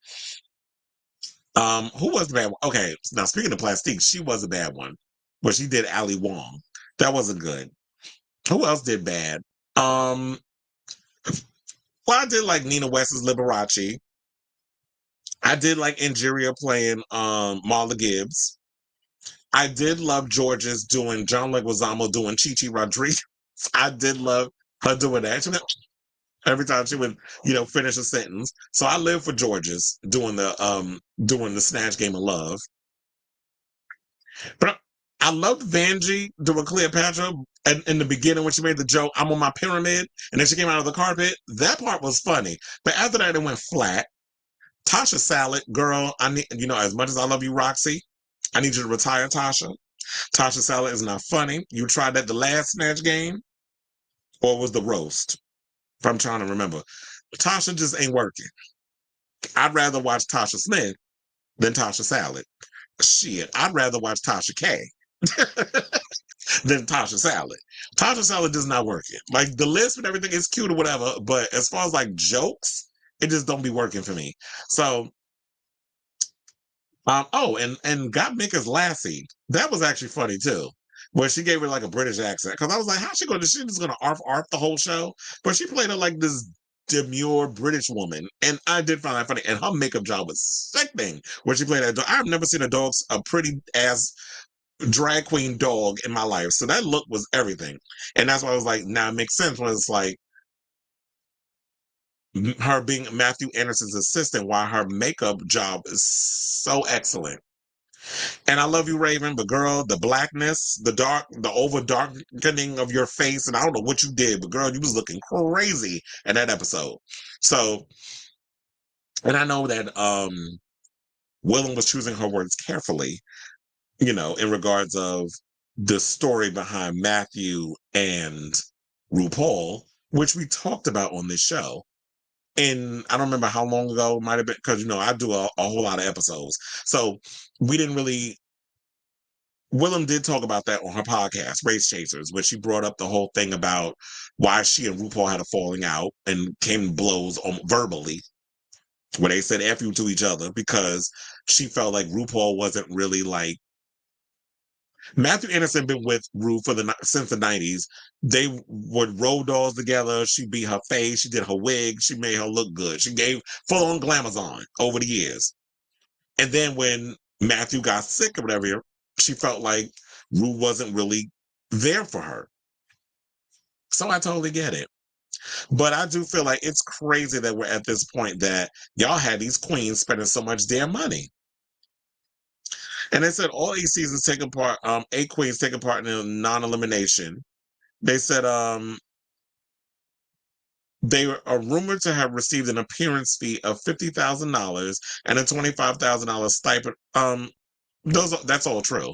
So I knew, like I think I told y'all that they got a stipend fee and all that other stuff, and that was the only way they were going to come back because George's was the first one they were going after try to bring her on, and she said she was not coming back if y'all was going to do that elimination thing again, and a lot of them agreed not to, which is why the producers had to go in and come up with this strategy of trying to bring them. Okay, we're not going to eliminate the queens, and I don't like the whole elimination thing. So it's like the only ones who are guaranteed to make it to the finale are the ones who, you know, as y'all have all those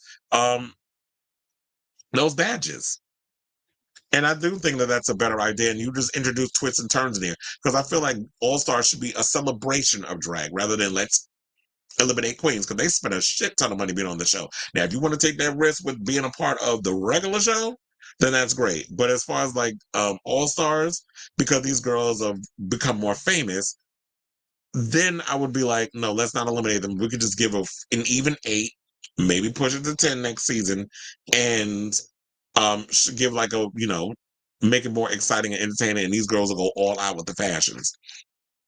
So I say all that to say, let's wrap it up.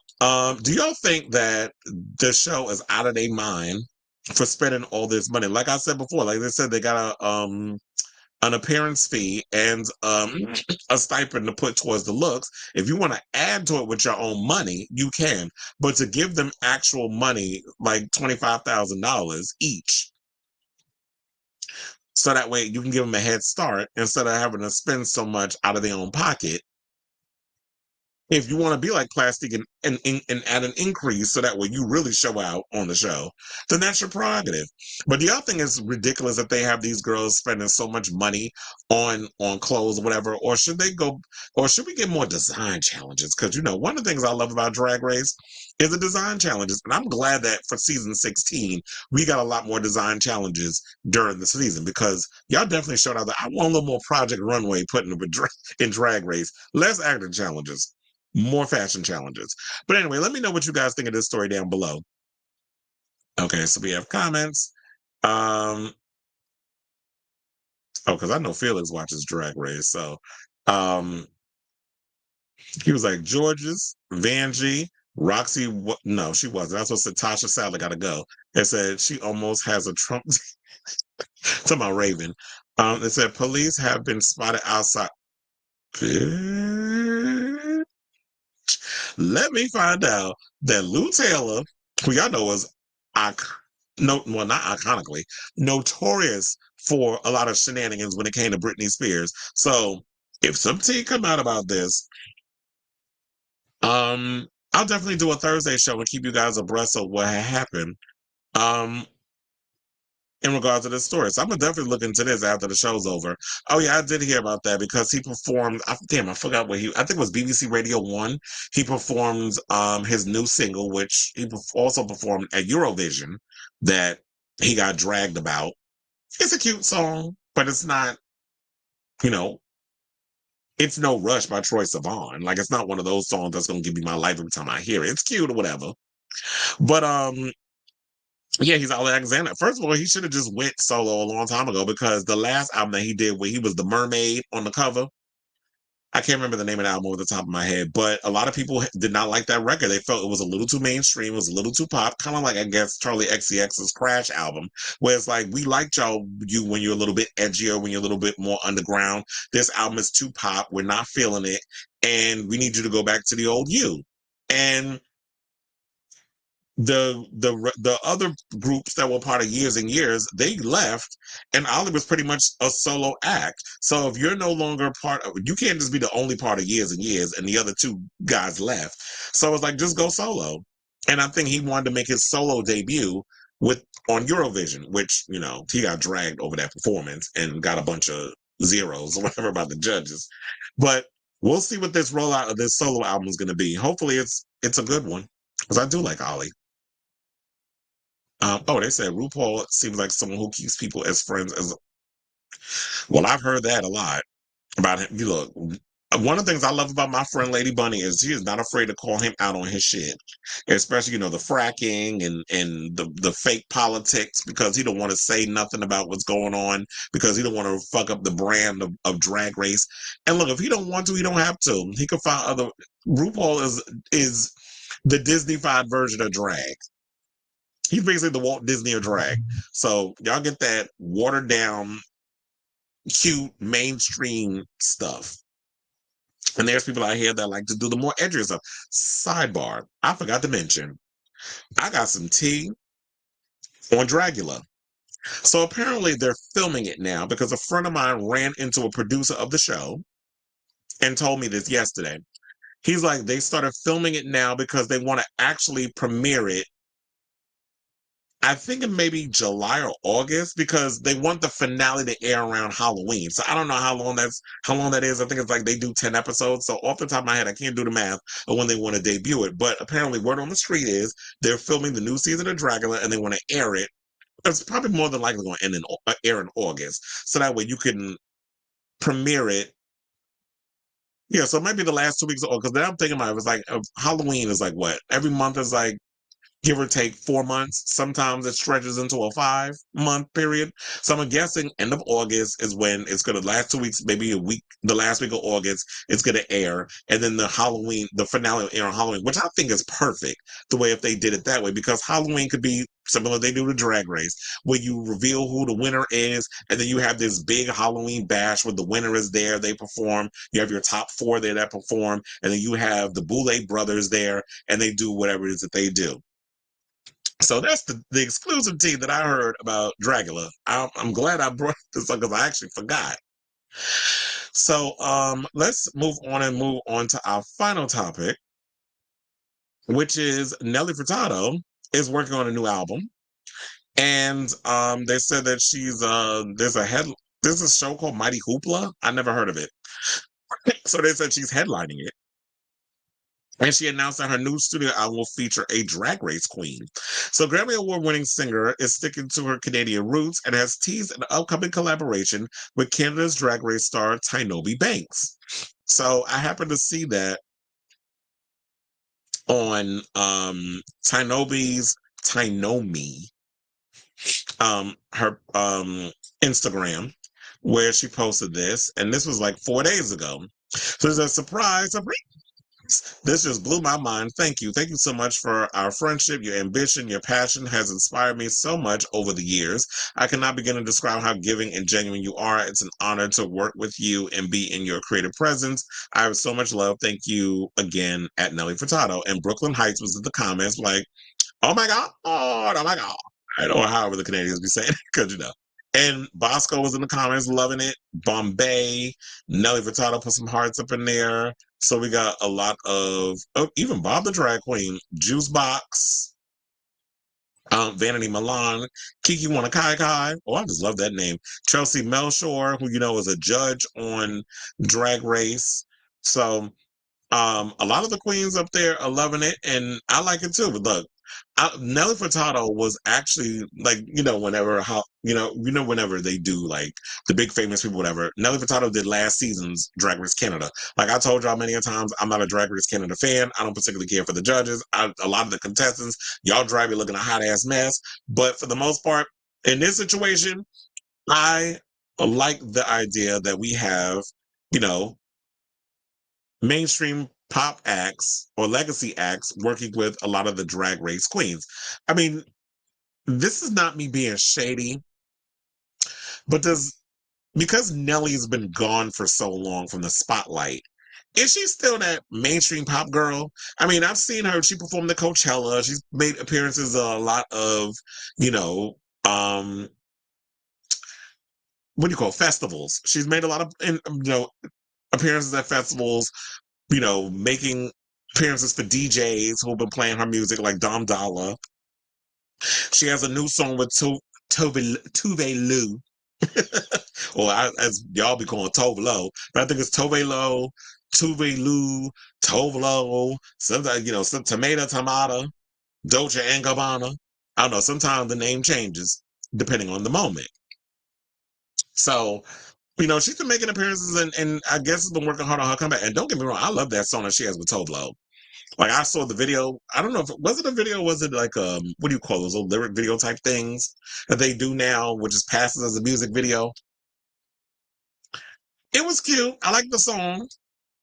I like that Nelly is embracing like dance music and all that other stuff now that she's, because look, the last time I had to say, like, I really wish she would have stuck it out, but I guess she didn't like the fame and all that stuff back then. But now that she's, her daughter Nevis is all grown up, now she can come back and really take on her music career. And I don't think she'll be as big as she once was, but I do feel like Nelly has a consistent fan base that will, or a hard enough core of a fan base that will come out and support her.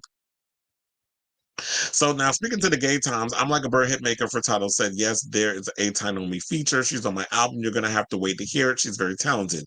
You only just see the beginning of Time On Me Banks. She's just getting started. The collaboration is currently untitled, as is the album, which is due to release later this year. So I know she's been hard at work on that record. But, and look, a lot of y'all be thinking that you have to win the show in order to become successful. But look, losing is the new winning. Isn't that what they said on, Drag Race is one of their little songs? Because Tainomi finished 9th on Drag Race Canada. And look at Nikki Doll. Nikki Doll finished, I can't remember, I think she finished 9th too. And look at her. She's hosting Drag Race France, which is about to premiere its 3rd season this Friday. So you don't have to win the show to become successful. Valentina didn't win All-Stars or her season, but she hosted Drag Race Mexico. She ain't doing season 2, but she hosted season 1. Jaylee Caliente didn't win. She's hosting, not hosting, she's a judge on Drag Race Philippines. So a lot of the girls, they didn't necessarily win. They're doing things and they're successful. So you don't have to win the show to become successful. So the good thing is she's getting to work with somebody as big as Nelly Furtado. And the good thing about it also is that, because we talk a lot about drag performers and they put out pop albums, and 9 times out of 10, them pop albums be a choice. But at least we have a couple of them out here that do be putting out good ass songs and bops. Like I love the stuff that Alaska be putting out. I love the stuff that Adore puts out. Who has released some good music? I mean, Willem has released some good songs when she would work with the other Drag Race girls. They do a lot of those parody songs. So there's been a couple of y'all that have slipped out. Monet Exchange has released a new EP. I think it came out last month. So she had something that, I think it was an EP or whatever. Or is 7 tracks considered an EP? Sometimes I'll be confused because y'all be saying, "Oh damn, that's a full album." I'm like, really? But then again, I think like back in the day when you did vinyls, they would put like 7, 8 songs on the thing. That'd be considered an album. So I think now I'm looking at it because I didn't finish the rest of the article, but I feel like that's all I gotta say on that. But the Mighty Hoopla is a festival that is from overseas. So that's probably why I never heard of it, because it's from London. And it's she's about to headline it this Saturday, June 1st. So the song, in case y'all were wondering, Nelly Furtado has a song called Love Bites with Tove Lo and SG Lewis. That song came out last week. So if y'all have not heard it, definitely do yourselves a favor and go on to YouTube after this show, which is about to be over. This is the last topic. And definitely check it out, because it's a banger. And you know, anything that Tove Lo puts out is hot anyway. She's another independent artist. And you know what? Even though I haven't, the last time I listened to the last time I listened to Nelly was Loose. Because I tried to listen to other songs. I did like that the bigger the better song. And they had like the Native American rain dancer up in there. I did love that video. And I did like that song. And she's released a couple of songs that I like from, you know, since then, but I haven't really been listening to Nelly. Like, the only album I definitely consistently listen to is Loose, because it was Timbaland. And I was on that Justin Timberlake and that whole situation. That was like the whole era. Everybody working with Timbaland back then. So I'm actually hyped to hear what new stuff she is. I do like that she's working and doing dance music and all that stuff. She's going back to that. Hopefully we'll get some of those Timbaland type of pop songs. But then again, Timbaland's production ain't hitting like it used to. But if she's able to get, you know, create some genius and, you know, out of whatever it is that he's been working on with her since then I'm here for it. So let me know what you guys think of this story down below. Are y'all excited for some new Nelly Furtado? Are y'all liking the fact that she's working with, you know, some drag queens and things of that nature, which we don't hear a lot of artists doing these days? They'll put them in as props or whatever. Let me know down below in the comments.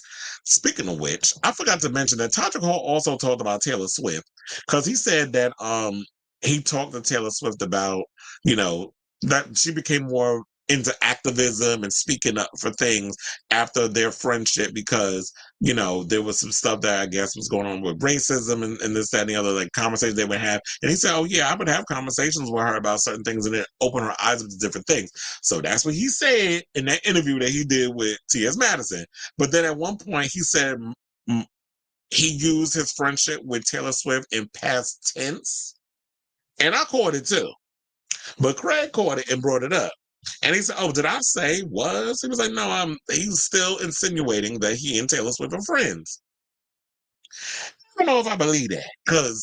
But if he said that they still friends, I need the Swifties to fan out and let me know if that tea is there's some truth to that story. Because I don't know if it is. But he said that they still friends, so.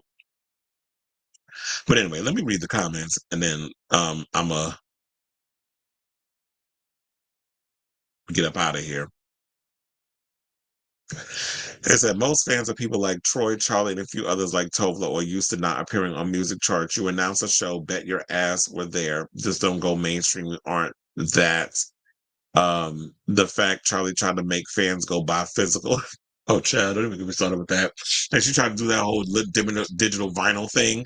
Yeah, I remember hearing in the journal. I wonder if that did really well. And then I do remember a conversation where somebody wrote in the comments. They'd be like, girl, you are not, in so many words, they'd be like, we not the Swifties. Like, we not buying your shit. I mean, I like Charlie XCX, but not enough to where I would care enough to buy something like that, like a physical diary or whatever. Like, put that shit in the album. Put that shit in the regular vinyl. Like, you try to come out with these old, you know, packages and stuff. It seems like all the damn artists are doing that. What the hell is this? What are you trying to promote? WhatsApp stuff up in here? What are you, spam? I ain't putting them up there. Y'all might get scammed. But it said Mighty Hoopla is a huge UK gay concert. Oh, okay. I think Pride, but with gay icons and gay. Oh, so I never heard that, because, well, shit, we need to do something like that in America. I think there is a festival that's happening, because I remember there's something going on in LA that Kylie and my friend was telling me this, that Kylie Minogue is headlining. I can't remember the name of it off the time, but I know there's some type of festival. They have her performing and a bunch of other people. People keep asking why Nelly Furtado disappeared. She was a single mother. Her daughter is now 20, so she's ready to come back as her kid has grown. The baby daddy was never there, so she sacrificed her career to give her kid a normal life. I've heard also she was uncomfortable with the fame. Yeah, I remember hearing that too. That she didn't like all the mainstream fandom that was coming with the whole Loose era, because that album catapulted her into the mainstream. And that was the word I was looking for. I couldn't remember, visualizer, because that's what they put out now. People don't really do music videos anymore. I mean, there's very few people that do videos now. Charlie XCX did a bunch of videos for her upcoming Brat album. There's Todrick Hall put out like 3 music videos or 4 music videos for his latest record, Icon, which I will say is actually good. So, a lot of people, say what you want about people, and I do on this show.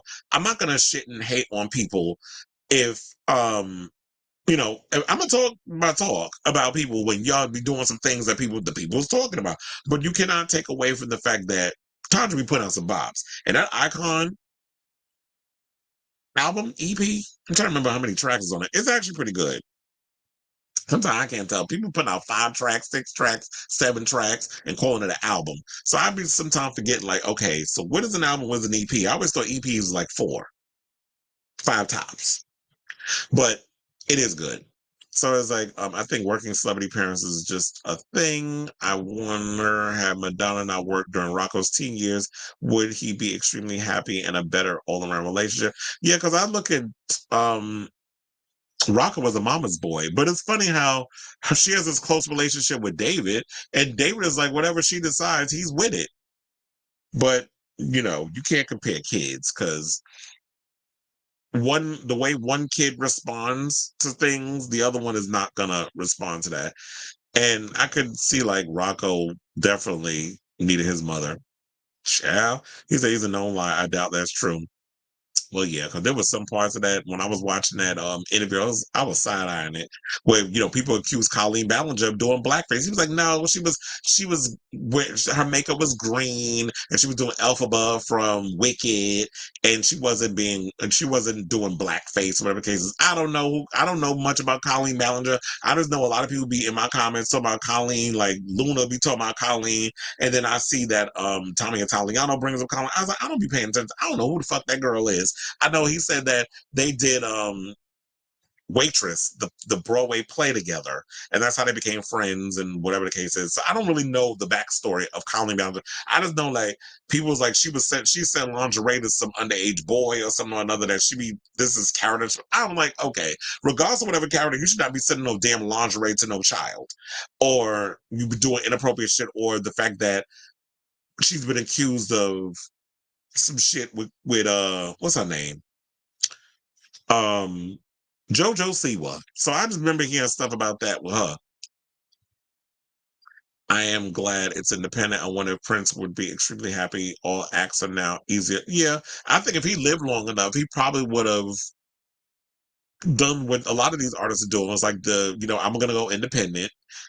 He'll probably do Paisley Park Records if that wasn't something that existed already, whatever he would call it, Purple Rain Records or something.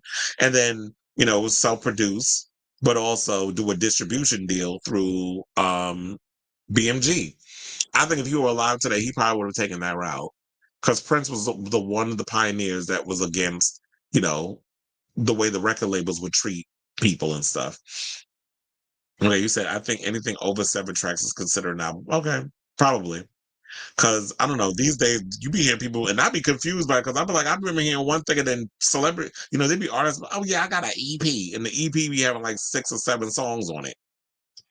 So I think they be even confusing themselves. It said because Robin's last album was only 9 tracks and barely over half an hour. You talking about the one where the recent one, not the Body Tour era, because I remember she released that as parts. It was like 3 parts. And each one had like a short amount of tracks on it. And then the last album had Honey. Oh yeah. I like that album. Not as much as Body Talk. Body Talk I love more. But I think because Honey was more like, it was kind of like chill, but also it had like dance music and all that stuff on it. So but Body Talk was more what it kind of is considered today, hyper pop and electronic and all that other stuff, which, when you look at the artists like Charlie XX and all of them, Robin built that foundation. Excuse me, sidebar, she said that she worked with Robin on her new album. I don't know if they had if they did one song or a couple, but she did mention that they worked together. You said Body Talk had a total of 22 tracks because I remember at one point she released it in pieces, and then when she released the final one, it had the old songs on it that we got from the EPs, plus new additional songs on top of that. So, but I be needing Robin to come back. She don't release enough music. But actually, look, she another one that's independent. Konichiwa Records, that's her. So, that was the final topic. So, any questions, comments, or concerns, please address them in the comments before I log off. This is yet. Other than that, thank you all for tuning in. Tune in next time for a brand new episode of Chris Avalon Unfiltered. Please hit that like button, that subscribe button, and the notification button. So that way you know when we go live with a brand new episode of the show. Thank you everybody that was in the comments, particularly it did come out before Madam X.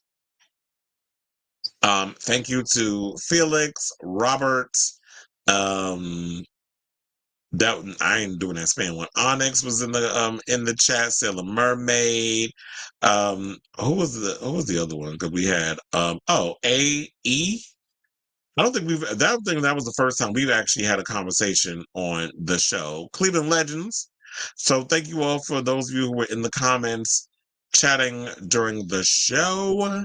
Oh, what's this one? So you said Gaga dubbed the Fame Monster an album. Her later, because it was the Fame, and then she had the Fame Monster, which I believe was an EP. I had extra songs that was added on. But now, when I go on Apple Music, I don't even think the Fame actually exists. It's like the Fame Monster. They use that picture, so they basically changed it. It's her label market. And the funny thing is I have both. I have the Fame and the Fame Monster on CD. So as her label marketed it as extended play or deluxe extension of the Fame, it was only available in international markets at the time. Hint that 15 million album sales worldwide. But then they released it in the United States because I remember that they had, I bought the Fame Monster, but it was separate. But I guess you're saying it was deluxe edition. I don't think it was released here because I remember they did have the Fame separate from the Fame Monster, which I'm like, they should have just put that. They should have merged both. But anyway, thank you all for watching. Thank you all for tuning in, and until next time, ciao, darlings.